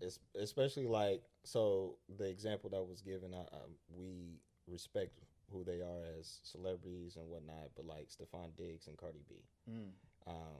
Well, and I know nothing, but and also Offset. So yeah, but you know about Cardi B and Offset. Like yeah, I don't know who Stephon Diggs is. Yeah, okay, gotcha. So nothing, so you gotta explain. So to make the story short, Cardi B and Offset weren't good anymore. Mm-hmm. Cardi B still in the marriage. Met up with Stephon Diggs. He's a football player. He's on the Patriots at this point. And so they've been publicly like, you know, together and everything. And now she has another child by Stephon Diggs. And so at this point in time, I guess they're good, but there was a moment where it looked like they broke up. Stephon or Offset? Stephon and Cardi B had broken up, but she's still technically married to Offset. But it's this thing where, like, for some people it's like, wow, you know, she's happy and everything, like, you know, in the moment, but like whole time, like, what is she really getting herself into? And out here wilding out because Offset's out there off somewhere. And then Stephon Diggs also has other children too. Yeah. So it's like, you know, is she really thriving, or is she just, you know, in a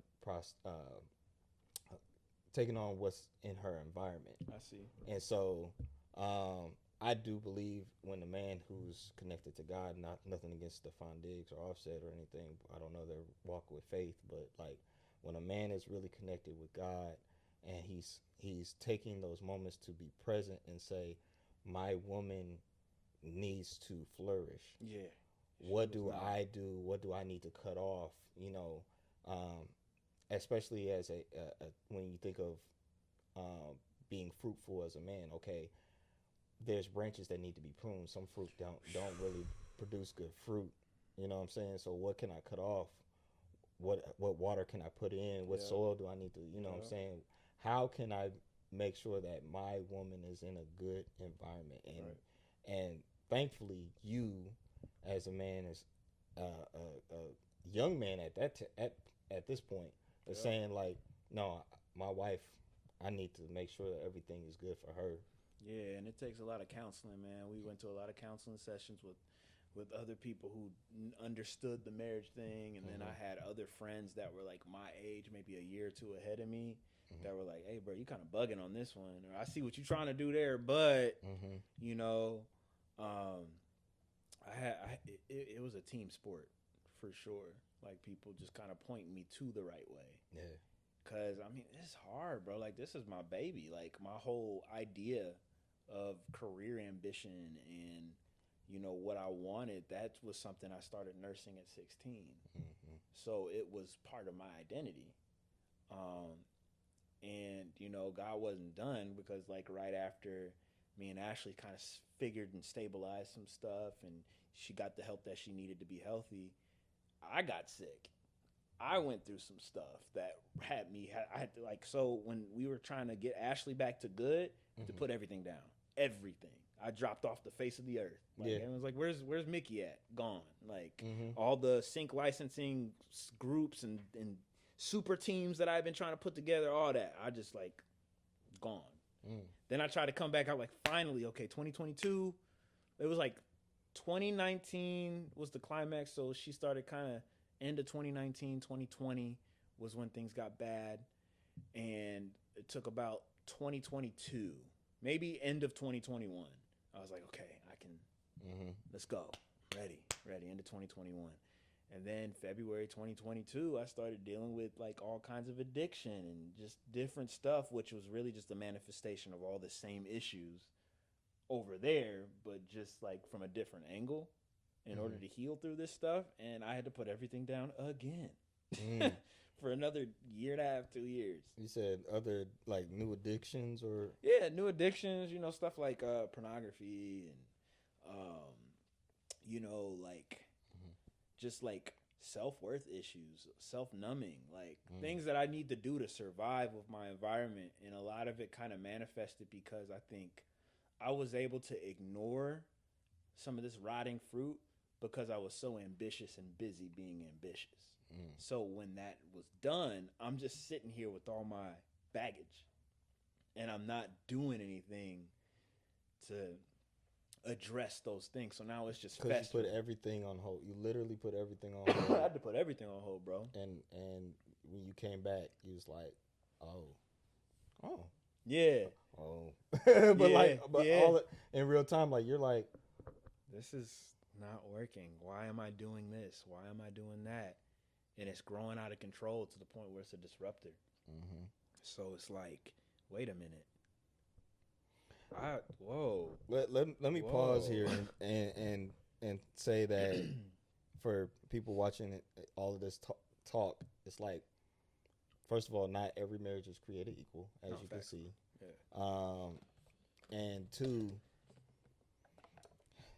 you don't know, because like if you don't, first of all, you got to know yourself, and you know what you're bringing into the table. But like you don't know what will come when you jump in a marriage. No idea. And at the same time, you can still sit back here, and as you're explaining all this 7-year stuff, you still believe that this marriage is beautiful. It's amazing. I love Ashley, bro. This is like how can I put it? Marriage is like sanctification 201. You know what I mean? You get saved, you start getting, God starts pruning some stuff off of you, and then you got to get married. Then you really see yourself. Boy. You really see yourself when you put that ring on your finger. Dog. That's why a lot of people don't make it, because they can't handle it. They can't handle, like, they don't want to change. So you got two options. You can either die and grow, or let the marriage destroy you and it fizzle out. What's crazy is if you read the first 4 pages of the book, that's literally what we say. Word. Talking about having to change. Verbatim. Yeah. I think that's what the institution, or in a lot of ways, right? Because you could go in a lot of theological directions and stuff, but God wants us to look like Him, and this is one of the easiest ways that He can get us to look like Him. We're gonna get these sparks flying. Iron sharpens iron. There's nothing sexy about iron sharpening iron. Sparks are flying. It's hot. It's sharp. It's painful, right?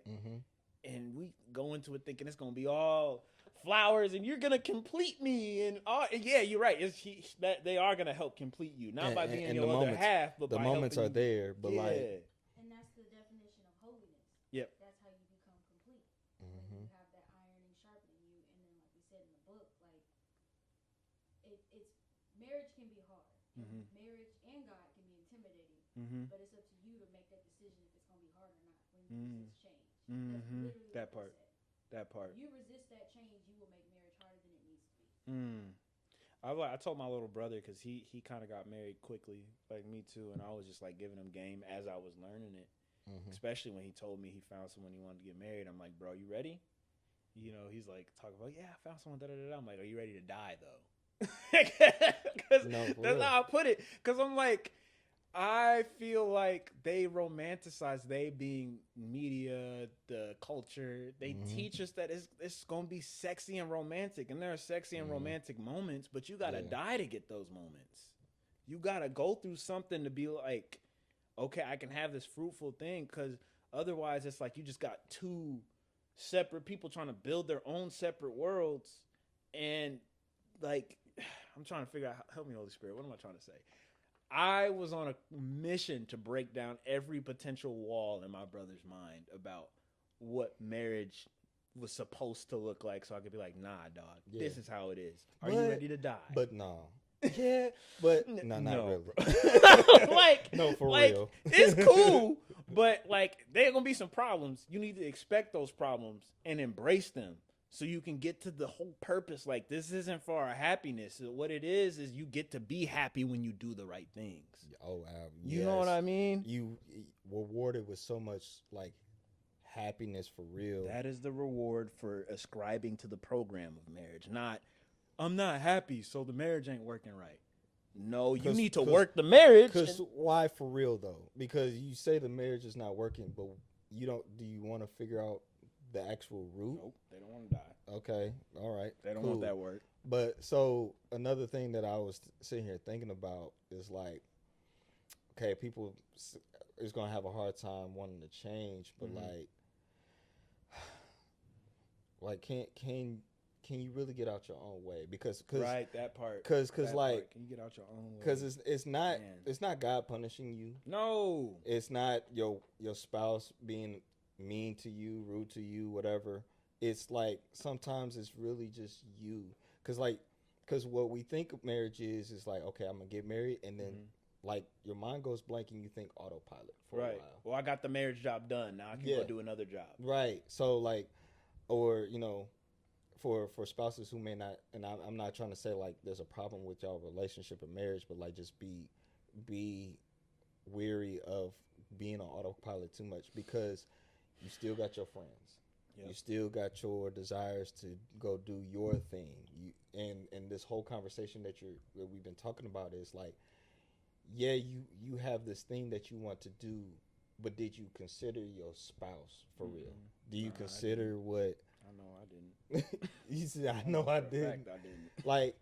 Like, and that's how you can easily drift apart, because you don't consider, like you don't care enough of what could happen with your spouse, and you care enough. Like I know I care about Kayla. Like I'm trying to be present with her all the time. Sure. Because like like you said, there's no moment that I want to get to a point where it's like, oh, I didn't know that was going on. Oh, I didn't know. That was embarrassing for me. Because it was like, you should have known better, almost. Like, there was some shame in there, too, I'll admit. But there was just like, she's not good. The way I look at my wife is, and it's not healthy. I'm trying to work on it.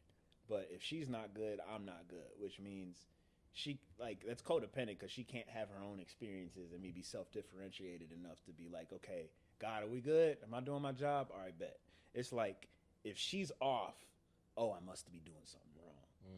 So a younger me seeing a suicidal wife, oh, I'm really doing something wrong.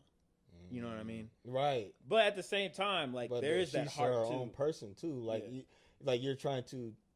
It's still in your. You said it sounded like you said you were still working on that, but like you're like trying to understand, like, is this me? But I thought it was all me. But the whole time it's like she's got her own thing. Like something we talked about even earlier this morning. It's like getting to a point where, and we don't talk about it enough in church, in a sense of like what happens when you go home. Like feeling good when you're at home. Like you go to church, you see people and they're trying to heal from things, or they go to the altar. They, you know what I'm saying? Like, and there's these moments of like wanting to break free from something. Right. But when you get home, do you still feel free? Do you feel like you can go and feel comfortable in your own skin, comfortable in your own life? And so, like, feeling for Ashley, like, it'd be love to hear like her side of the story and what she's been going through. Yeah, she's got stories, bro. But like getting to a point where like you're asking, like, you good? Like, we hope that people can be good, like to get to a point where, like, I'm good. I'm good. God's got me. God's got enough grace for me. I'm walking in my purpose. I'm good. And like your story is showing like in real time people have to grow to become that. Yeah, man. A lot of us don't wake up these amazing husbands.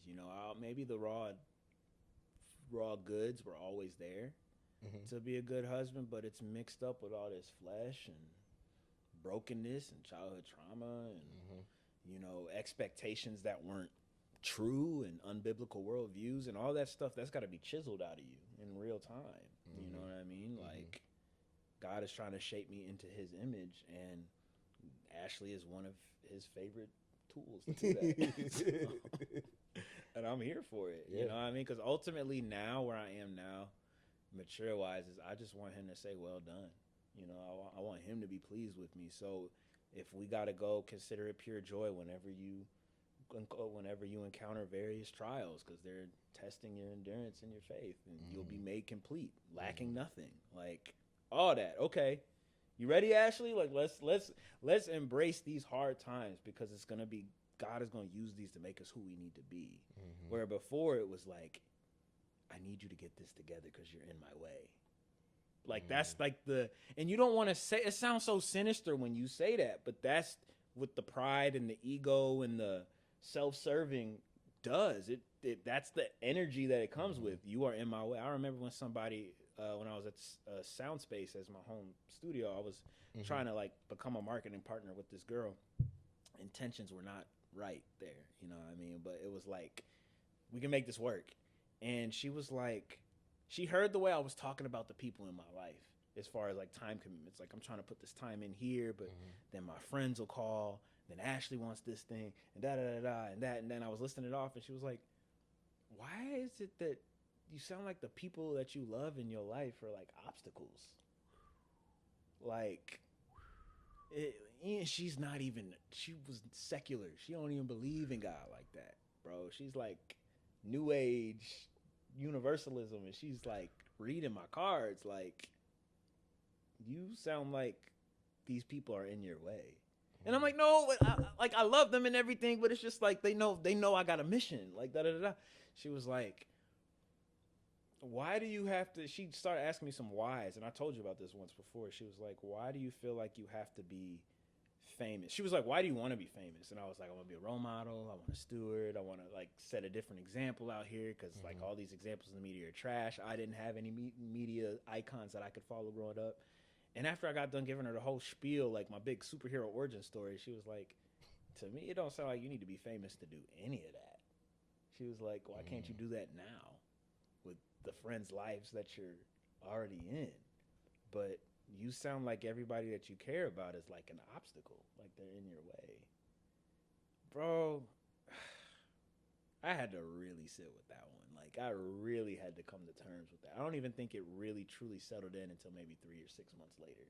But that's the energy I see when I look back 2018, 2019, 2020, 2021. It's like, you're in my way. I want this thing. I need you to be good. Let me do just enough so you're good so I can go get what I want. Selfish ambition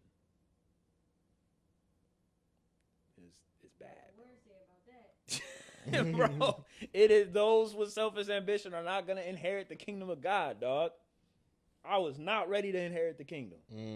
For damn sure wasn't ready to steward nothing in the world to come. That's crazy. So. That man. No, honestly, when you were talking about that, I kind of had a heart check myself, because like I know how I can be like as a DJ, like especially when livelihoods and I gotta eat. Yeah. So, like, you kind of sit here and question, like, are you really a good husband? Are you really good this, really good that? Like, do you feel like you're good now, or you just like? I got work to do. Okay. I'm always in the needs improvement category. I feel like just because being the husband is not natural. Like, I think the calling that God has for us as men and to be married is not something that being a product of the world can give you. So you're always going against the grain. So because I live in the world, try not to be of it, but because I was born in iniquity and shaped by an American culture that's very Western and self-serving and sensual, like, I constantly have something that needs to come off of me. And it sucks because I never just get to kick my feet up and be done. I get to enjoy myself when I like the Sabbath comes around. We try and honor that now. It's a new rhythm that me and Ashley are doing. Let's just hang out and not do nothing. Not even try and date. Like, this is not try and woo you. Like, we just about to sit on this TV or sit on this couch and watch some TV. We about to watch SpongeBob or just something and just exist, because I'm grinding all the time. Or, then we have our date night rhythms where we get to enjoy each other's company and stuff. But like, outside of that, it's constantly a grind. Like, I have what's in me right now that's in the way of my calling. Like it's almost like flipped, right? Before it was like, you're in the way of my career. Now it's like, what's in the way of me being the person that God wants me to be? Is it some selfish ambition that's dragging me back over here? Is it some lust and being esteemed in the eyes of men and people pleasing that's pulling me over there? Is it some selfishness? Like, there's always something, and I'm pretty hard on myself too, so I have to work on that. But because I think you were a solid dude, bro. Thank you. we're in the same boat. Yeah. Because I'm always trying to be like, okay, God, how do I please you? How do I Right, please right. you? But I have to remind myself the only way to please God is by faith. Mm. That's That's so all good. you need to do. It's Is not a just have faith. performance. Wow. And That's I'm so good. always And That's that's so still good. hard I'm to. always it's still hard to do because you're in a performative world. You're That's what raised we to were perform. raised. It's not enough. It's not enough. It's not enough. So when I wake up in the morning, I'm like, okay, first of all, thank you, God, Mm-hmm. and thank you for seeing me. Thank you for Come seeing on. me enough to That's wake good. me up this morning. That's good. And just I can just be so like That's good. I definitely understand what you're saying. And I feel like it's always something. Yeah. God gave me a question. He said you either gonna believe or you gonna keep giving the devil a foothold to Come on. tempt you. Come on. Because there's always going to be something he can get you with. You need to believe, or you gonna keep giving them that cracked door. So believe what I said, Mm-hmm. or don't. Don't Wow. get into that. Be hot or cold. Don't be lukewarm. Uh-huh. So I definitely understand what you mean by that. But you said you had a heart check. What was that? Oh, just like how do I view my friends and family? Honestly, because like I said, you know, the mortgage is due, so that's where my mindset is. Is like, I one, we are responsible, but I'm responsible of you, like as a leader of the house. Not like, you know, you are your own person and you bring in the money, you do what we do for this home, but like I feel wrong as a man if I'm not leading you, if I'm not making sure that we're on point. And so when things are happening to other people, sometimes either I'm oblivious or I'm just not, you know, checking in enough. Sometimes I question myself, am I checking in enough? And showing that I care, and also, you know, being encouraging in the middle of those moments. Yeah. Also, I know a lot of people, so I also feel like I same. kind of struggle under my own hand of wanting to, you know, be in touch with everybody, but like that's 2,000 people You at can't, least. Like you can really, I've like heard you can only do it so many people. Absolutely. So like, so and I guess I wrestled with that. Like, am I really, you know, being a good friend, a good Something for your prayer time, for sure. Absolutely. Another thing that I was thinking about, kind of flipping the script a little bit about how we feel like people are in our own way. Outside looking in, and not out of judgment, but like outside looking in on, you know, single people, or, you know, people that are dating out there in the dating world.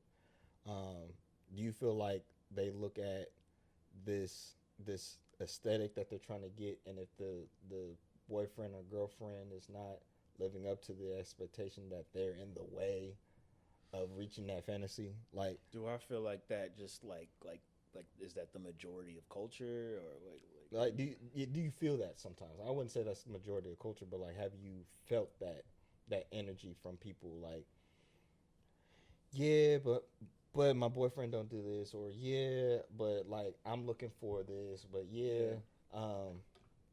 You know, some sort of dissatisfaction with their circumstance in the dating realm. Yeah, I don't think God has put a lot of people in my life that are walking through dating, per se. And that's a blessing. Honestly, to have a community of people that's like, we're here with it. Like, like most of the people that I do life with are either married or they're 100% single, like in between relationship, or not dating on purpose. I don't have like, I'm trying to really think about who in my life right now is like, yeah, that's my boyfriend, or that's I'm over at my girlfriend's. I can't really. Yeah, they're all married or they're single, so I don't have as much insight into that, and it is a blessing. Like, I got a community of like married people, and then I got like some friends that are just like boom, solid and single, and I can steward them in a different way. So yeah, I don't see it as much as far as that dissatisfaction, but like, where is that something that you run into a lot? I would say potentially on social media I see things. No, I don't be on social. I had to get off for my own health, so I don't even know. You would know what they talking about. I don't. Well, I guess when you put it, I was trying to put it in perspective. Like how come people aren't satisfied, or like are not like taking the relationship that they have and feeling like like they're happy and they can go and do life. And I think it is like we see the spouse or the potential person as an obstacle, or the people that are around them as the obstacle. Like, okay, I want to have this perfect marriage, but you know the boyfriend's mom is in the way because she hating on me or something like that. Like, but like it's not an obstacle. It's how are you really stewarding that person? How is the are you nice to her? Like, nah, if the and just for the sake of that example, the mom is being a butthole to you, then that's one thing. But That's like, you know, have y'all sat down and say, you know what, aesthetics aside, I'm happy to be with you, and you know, I just hope to do a great life together. Sure. And whatever that looks like, ups, downs, lefts, and rights, I'd rather be with you instead of chasing this aesthetic idea of what you should be. I think what I can speak to is just the human capacity to like, oof, there it is. All right, that hit me. I've been saying this lately, but just because of what I've been studying, we have this terrible pattern about us to try and make the world in our image, and that's not our job. Like, the world is as it should be, even in all of its brokenness. Like, God knows what he's doing. He's not up there wringing his hands. He's got a plan. If you've read the whole Bible or if you've spent time in Revelations, you know he's going to wrap this up at some point. He knows what he's doing. He knew that he was going to send Jesus from the beginning. So the world is usually just waiting for timing to catch up to what he already said. So as of right now, I'm not saying that God is cool with this, but he's got a timeline going on. He knows what he's doing. And he still got his hand on the wheel. He's still got his hand on the wheel, but I want to put my hand on the wheel because I think I know how it's supposed to go. I think I know what it's supposed to look like. Now I'm controlling, which is one of my character defects, by the way. So I've been learning a lot about that. But like, there's so many different ways where I try to make the world in my image, and really I just end up getting in the way of what God's trying to do. And so it's like, you look at that person who's looking at their boyfriend or girlfriend like, you should be this, you should be that. And it's like, are you God? Do you really know what that person is supposed to be, or do you just think you have an idea? Because if you're still watching and you heard the stories that you've been through, who are you to say like you were in control? You had no control over any of that. It's so many times I've had to repent from what I said about how someone's life should be. Come on, bro. Because I thought I saw where I was using the Bible as a way to be, Come on. you know, like, yeah, I see this for you, God. You know, this, you should be doing this, or they should be doing this. All them God should, sees it bro. this way, but like, yeah, that may be true, but you better sit down and humble yourself. Humble yourself. Before he humble you. Right. I've had to repent so many times because of that. I'm like, you know what? I don't know better. You're right, God. Let me just keep my mouth shut. Maybe I don't know. And that's grace. And that's grace that he ain't strike you down right then and there. Because watch your mouth. Facts. You don't know. Facts. You just don't know. Because there are definitely Bible stories where somebody got struck down because they were speaking for God the wrong way, right? You know what I mean? You look at the book of Job and those other guys who were like, you sinned because look at your life. You must have God was about to kill him. He was like, have Job pray for you so I don't strike you dead. So we know it happens. It is grace.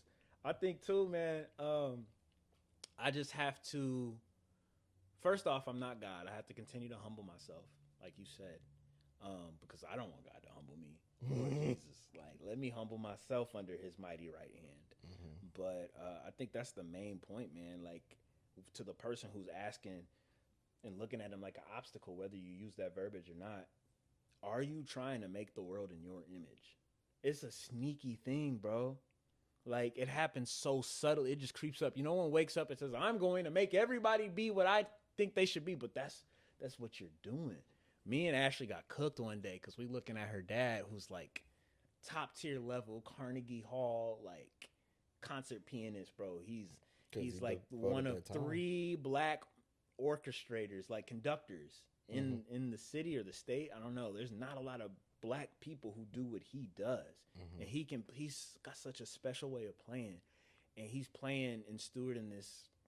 I hope they don't hear me say this. but in my eyes, this rinky-dink church that is like the same, understaffed, not enough resources, and it's like, bro, your time has passed. You've stewarded this for like 5, 6, 7 years. Go somewhere else. There are people who need your talents. Your talent level is up here. You should be playing on that level.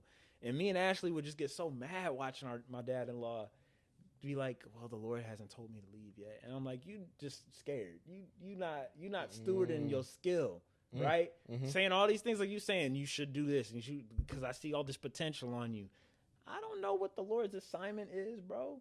That's so arrogant of me to be like that. And so me and Ashley, I don't remember what caught us, if it was a sermon or something, but we both looked at each other and we was like, we was wrong. We had to change the way we think about this and repent, because I don't, like, who am I, bro? Who are we to say we know what somebody else should be and all that kind of stuff? That's just like, it's arrogant. And that's the primary sin. Pride is like the beginning of like all this stuff, bro. And that's why I think it's scary, because it's so sneaky. I thought I was just looking out for my dad, but really I'm putting myself on the throne and saying, I know what your life should be, and if I could have it my way, I'm gonna put my hands all up on your stuff, bro. Like, lean not to your own understanding. That was a little heavy. And it, like, because, bro, we are living real time in our gifts. So to turn around and be like, oh, we should be somewhere, because you're thinking, if they are there, then I need to start getting, and then now you're thinking, I'm running out of time because you see somebody else. Like, all of these things that you visualize and you're experiencing, and you're creating this some sort of fear inside of you where, like, I need to take control because I need to get this together. I need to be this. I need to do that. Man, and the whole time you're living a life that people wish. Like, I mean, you're married. There's a lot of people that would want to be where we are. Something you don't think about. While you looking over there, I should be there. I should be there. Someone is looking at you, being like, I should be there. I should be there. That's a good perspective. Like, you know, gratitude, man. it's crazy. So I know you've been saying, like, you've been working on your pen recently. Sure. Yeah, bro. I mean, what happened after I came out of that season, I came out of this addiction season, and then I was like, okay, I'm back outside finally, 2023, got the album done. I had the physicals, right? The little USB cards that I showed you, right? You seen that? I think so, yeah. Yeah, it's like, it just had I got it on me. It's pretty fire. Hey, man. I thought I was clever. That's why you... These. I don't know if I showed you that before. I feel like I did. That's an album, bro. That's crazy. No, it's got a little USB in there, little drive, because, like, you know, they don't have CDs in most cars no more. So it's like, you kind of fold it out on this side. That'll flip out. You can kind of see the indent. If you bend the card ever so slightly to get it out of the slot. That's crazy. Okay. Yeah, there you go. You got it. Nope. You got it, bro. Like this. Kind of. Okay, yeah, I was afraid to break it. Okay, that's cool. Don't drop it. And but yeah, so I did that in 2023, and I had a release event at my college that did not go well.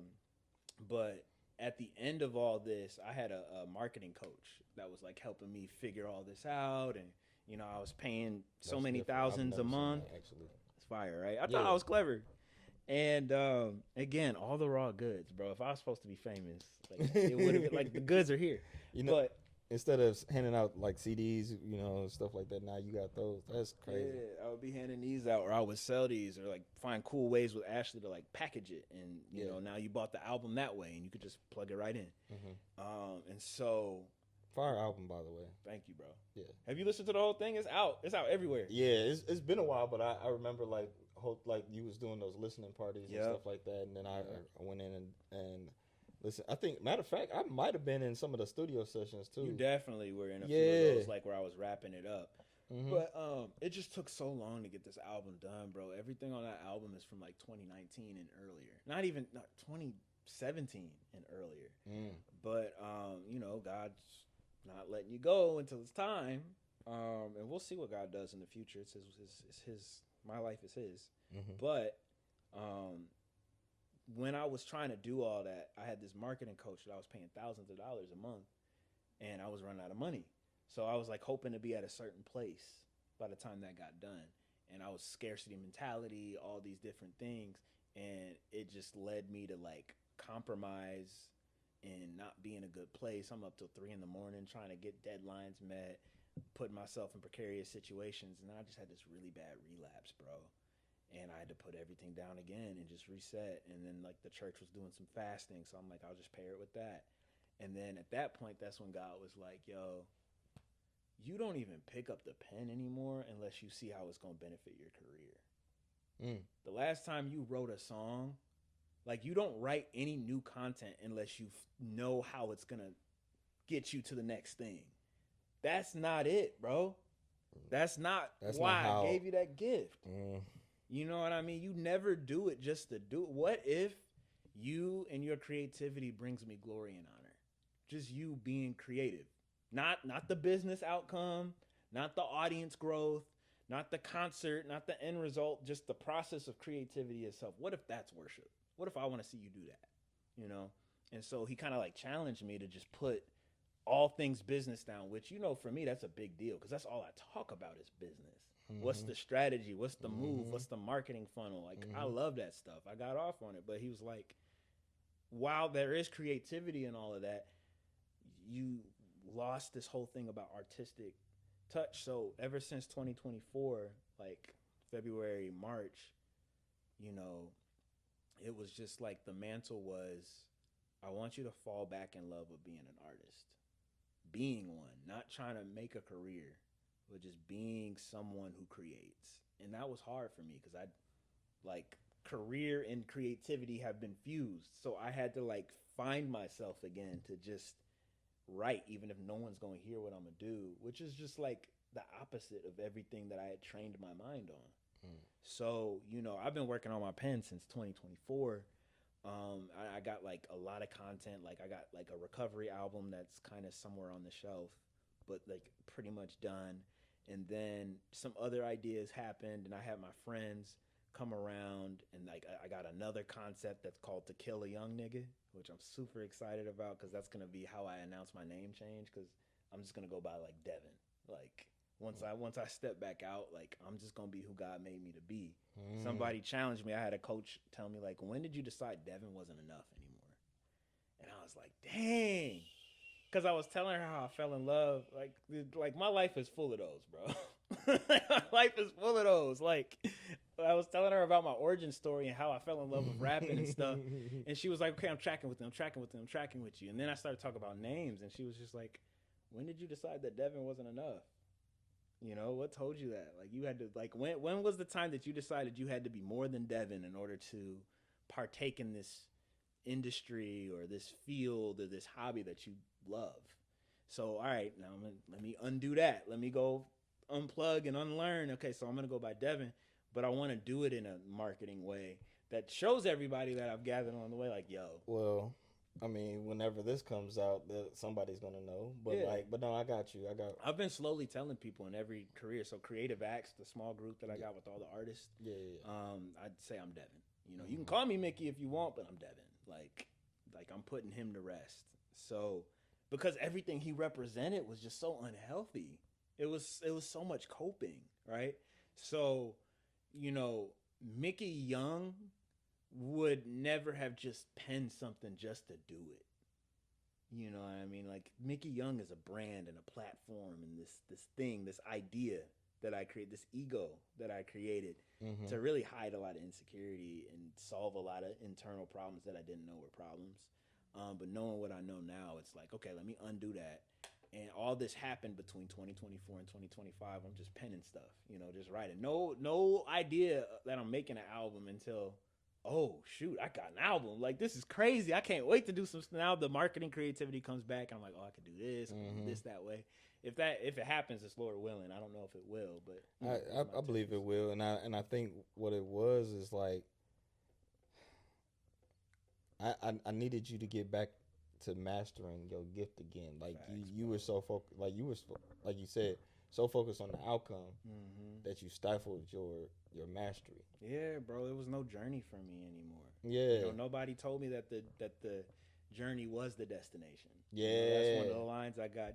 I wish you would have came to the bonfire. Me and my boy Tanner. He's like, you met. I think you met Tanner. I met Tanner. Yeah, that's like my production right hand man. Like we both went on healing journeys together. I love that guy, and like we did an album together. And that was one of the lines on there. Like, nobody told me that the journey was the destination. Nobody told me how to not get sick of being patient. Like, and it was all just like lyrical exercise and healing at the same time. And when we would sit down to write, the goal wasn't, oh, we're going to put this together and present it. It's just like, hey, let's get together and write. So that's been my pattern since, mid 2024. Every Thursday, I link up with Tanner and whoever else wants to come around, and we just see, like, hey, what's going to happen today? I don't know. And the whole process, they don't know it. But for me, it's all about glorifying God. Like, absolutely. Let him just get off on seeing his kid be a creative, and I lose track of that sometimes because that ambition's still in there, But I try to get back. I need my community to remind me to get back there, right? When I'm in creative acts, hey, remind me, like, we're here as a support group. Remind me to do this from a healthy place. Like, if you see me getting out here and all this stuff, be like, hey, when's the last time you wrote something, though? When's the last time you did something for the love?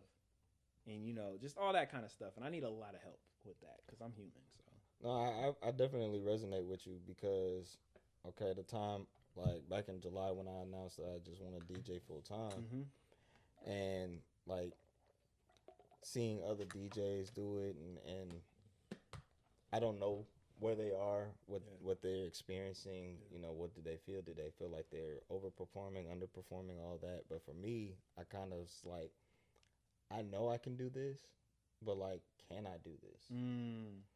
There's like almost like an insecurity question. Yeah, yeah. And so like during this time, since July, I've been diving deeper into music. I even already knew, but I just didn't have.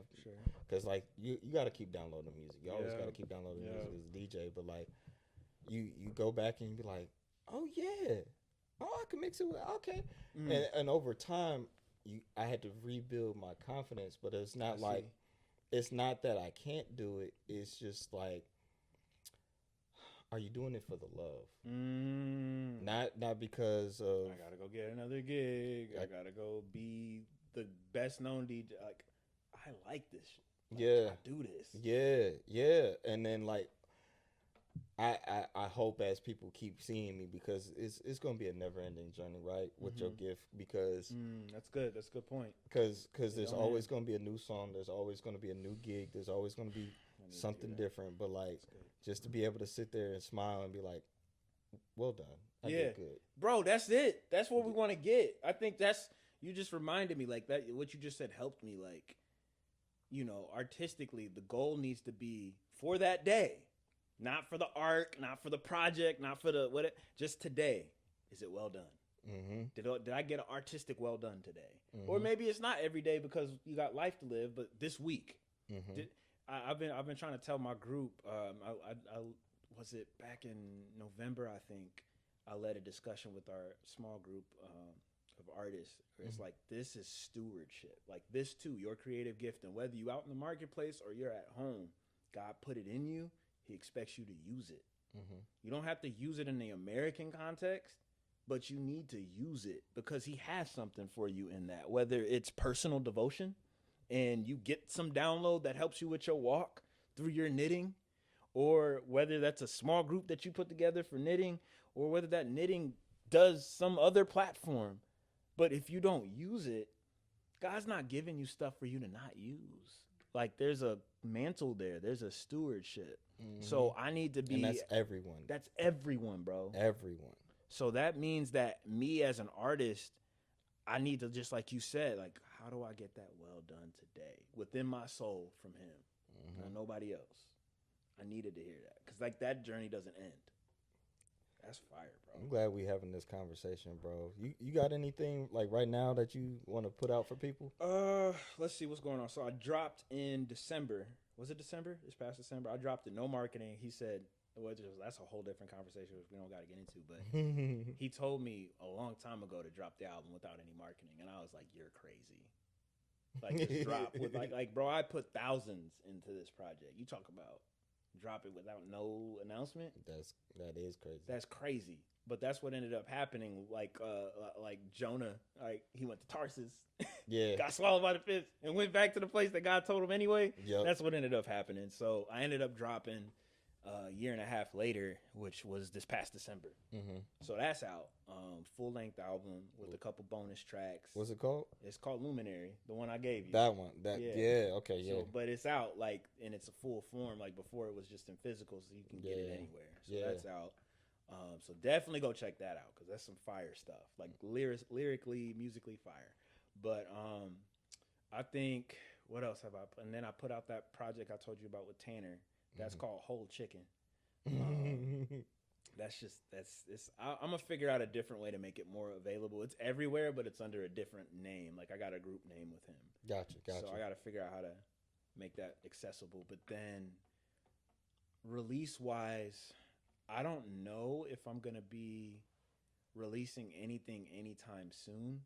Just because like I haven't gotten that like that word like go outside. Like I haven't gotten that yet. Like you're allowed to go back outside. The last thing I heard was make music solo dolo, you know, or with your friends and steward that. So I'm here until he says do something else. But the last thing I wrote was fire, bro. That's what I was telling you about. I was I really y'all got to get back in on this. We was in Song of Songs, and that was the whole thing. I was like, y'all would be perfect for this because y'all talk about marriage and love, and you know, we was talking about like desire. And so some of the questions we were asking is like, why does the Bible say do not awaken love before it's time? Like, what does that even mean? And what does the Bible have to say about love? And who's worthy of your love? Like, we was talking about that. I was like, yeah, it would be a layup for y'all, man. Y'all would have just ate. And then we have show and tell. Yeah. So y'all could have came and played some of your clips and stuff like that. But, absolutely. We try to have a creative challenge at the end of every monthly gathering. And so I was working on that yesterday. And I still struggle. I struggle because Ashley was like, she thought I was like ignoring her, and like I'm in my creator brain, so I'm like melodies and lyrics and stuff, and she's like Deven, and she's talking, she's trying to say stuff, and I'm just like not. You was in the zone. You know what I mean? And she's just like, why are you ignoring me? And I'm like, no, bro, like I'm here, like you know, I was just trying to finish something, you know.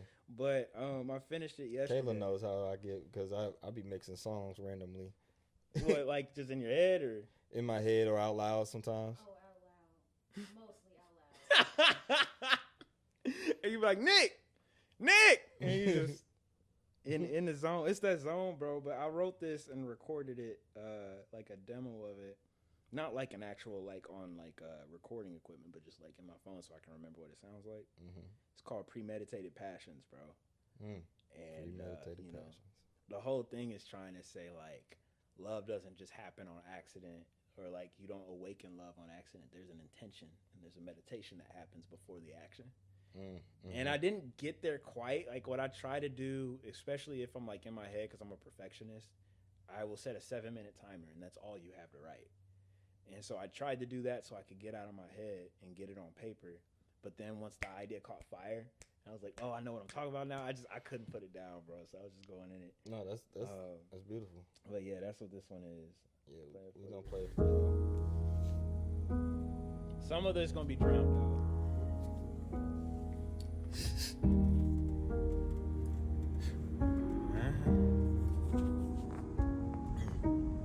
How I ended up in this bed with vices is beyond me. Never was the type to ask for advice, but I'm in need. Tell me what's the price to pay for trying to live a life. You say I'm playing with a fire, but I'm just following instincts. I never overthink, that's all I'm thinking on. But you and all these verses say I'm thinking wrong. How I'm laying under of everything to take me under. I sit back and start to wonder how much time I spend stuck in my ways. What can I change? What in my ways. I should have texted you the lyrics.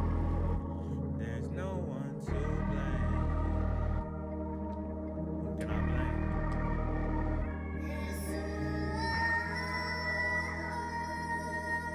I was doing some of the production elements too. Some of that is me, not all of it.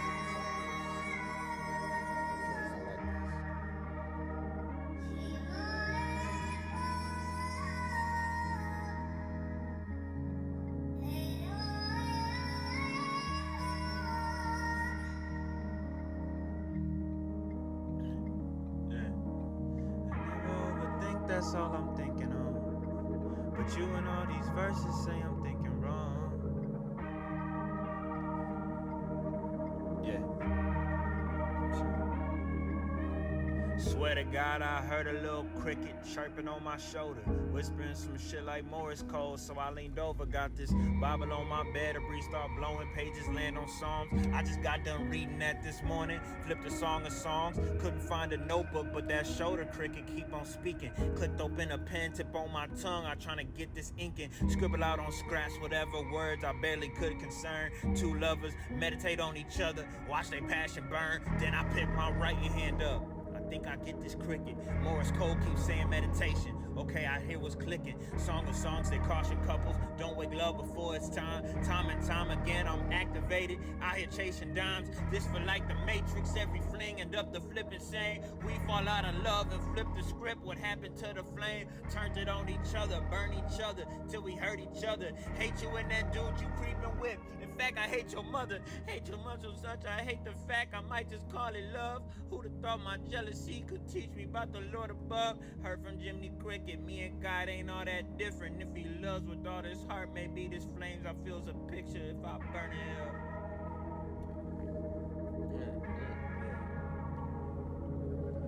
Please don't burn it up. Man, he not done, man. Nah, I'm not done with it. I still gotta do something. I might put like a little beat change in there or something. Y'all. And it be Been stuck in my way. moments like this when he write like this. It's like What can I change? he got it, I appreciate it, man. dude. Like if nobody, if you haven't heard of Mickey Young, if you haven't heard of Deven, because he's going by Deven now, like please understand that he got a pen. Thank Like, you, fam. like that's what drew me in the first time. Like hearing, what was it? What's that? Caravan. That was way back yonder, but Caravan. The Caravan got a remix on the Luminary album. It does. Yeah, Okay, you would bet. like the remix. Y'all gotta check out that album, Luminary album. Matter of fact, we're gonna put it in the description. Please do, bro. I'll send you the link, and Yeah. that way they can get to whatever they listen to. Absolutely. Caravan. What's the one? I know it's been a while, but like Been a minute. we were used to end shows with that song. Find My Way. Find My Way. Yeah, that's the one with Cairo, the artist, on there. Yeah, like yeah, that's those for sure was like, nah, he's different. Thank you, bro. He's different. I mean, I know you got a lot of young artists out there that they can relate to young things, but like when you talk about like telling a story like that, dude, you have a knack of telling a story. Matter of fact, like this whole podcast episode, like you was like, if you weren't drawn into what he had to say, like I think you, because you just know how to get people to listen.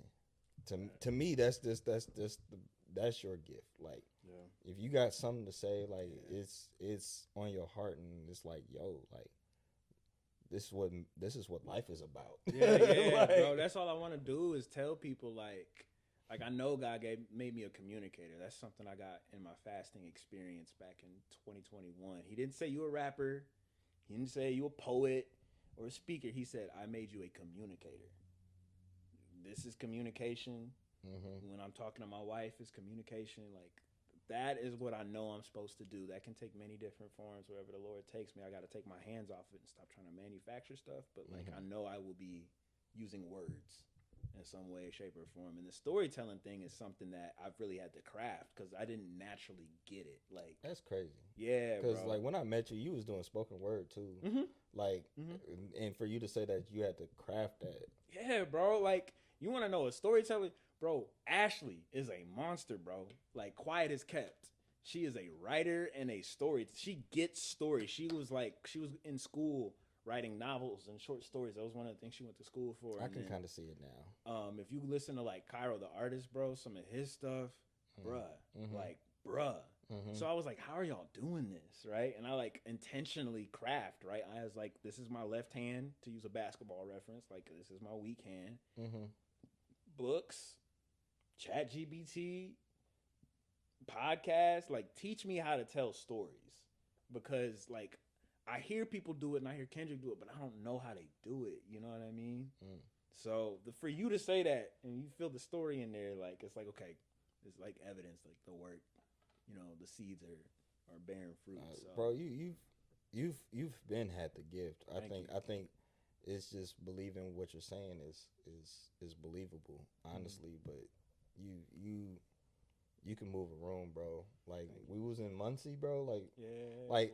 why are we in Muncie at what was like lunch hour or something like that? I don't even know if it was like study hall. It was like somewhere in between that like 10 in the morning and like one time. It was like early in the day. But they was listening though. Yeah, I could tell like they was here to listen. Like, and it was a crowd too. It wasn't like, oh, these like the whole auditorium. Did we do it like twice or something? We did it twice. Yeah, we did it twice and it was dope. I think with those kind of things, I looking back on it, because like again, this was like a couple years ago, right? So I'm like, if this was any time before 2024, this is before I'm like, okay, like this isn't about career. So if we were in Muncie and I'm trying to like gain fans, you know, I'm looking at some of those like duds because I'm like, they're vibing, but I'm not collecting Instagram follows and emails and stuff. But looking back on it now, it's almost like, what if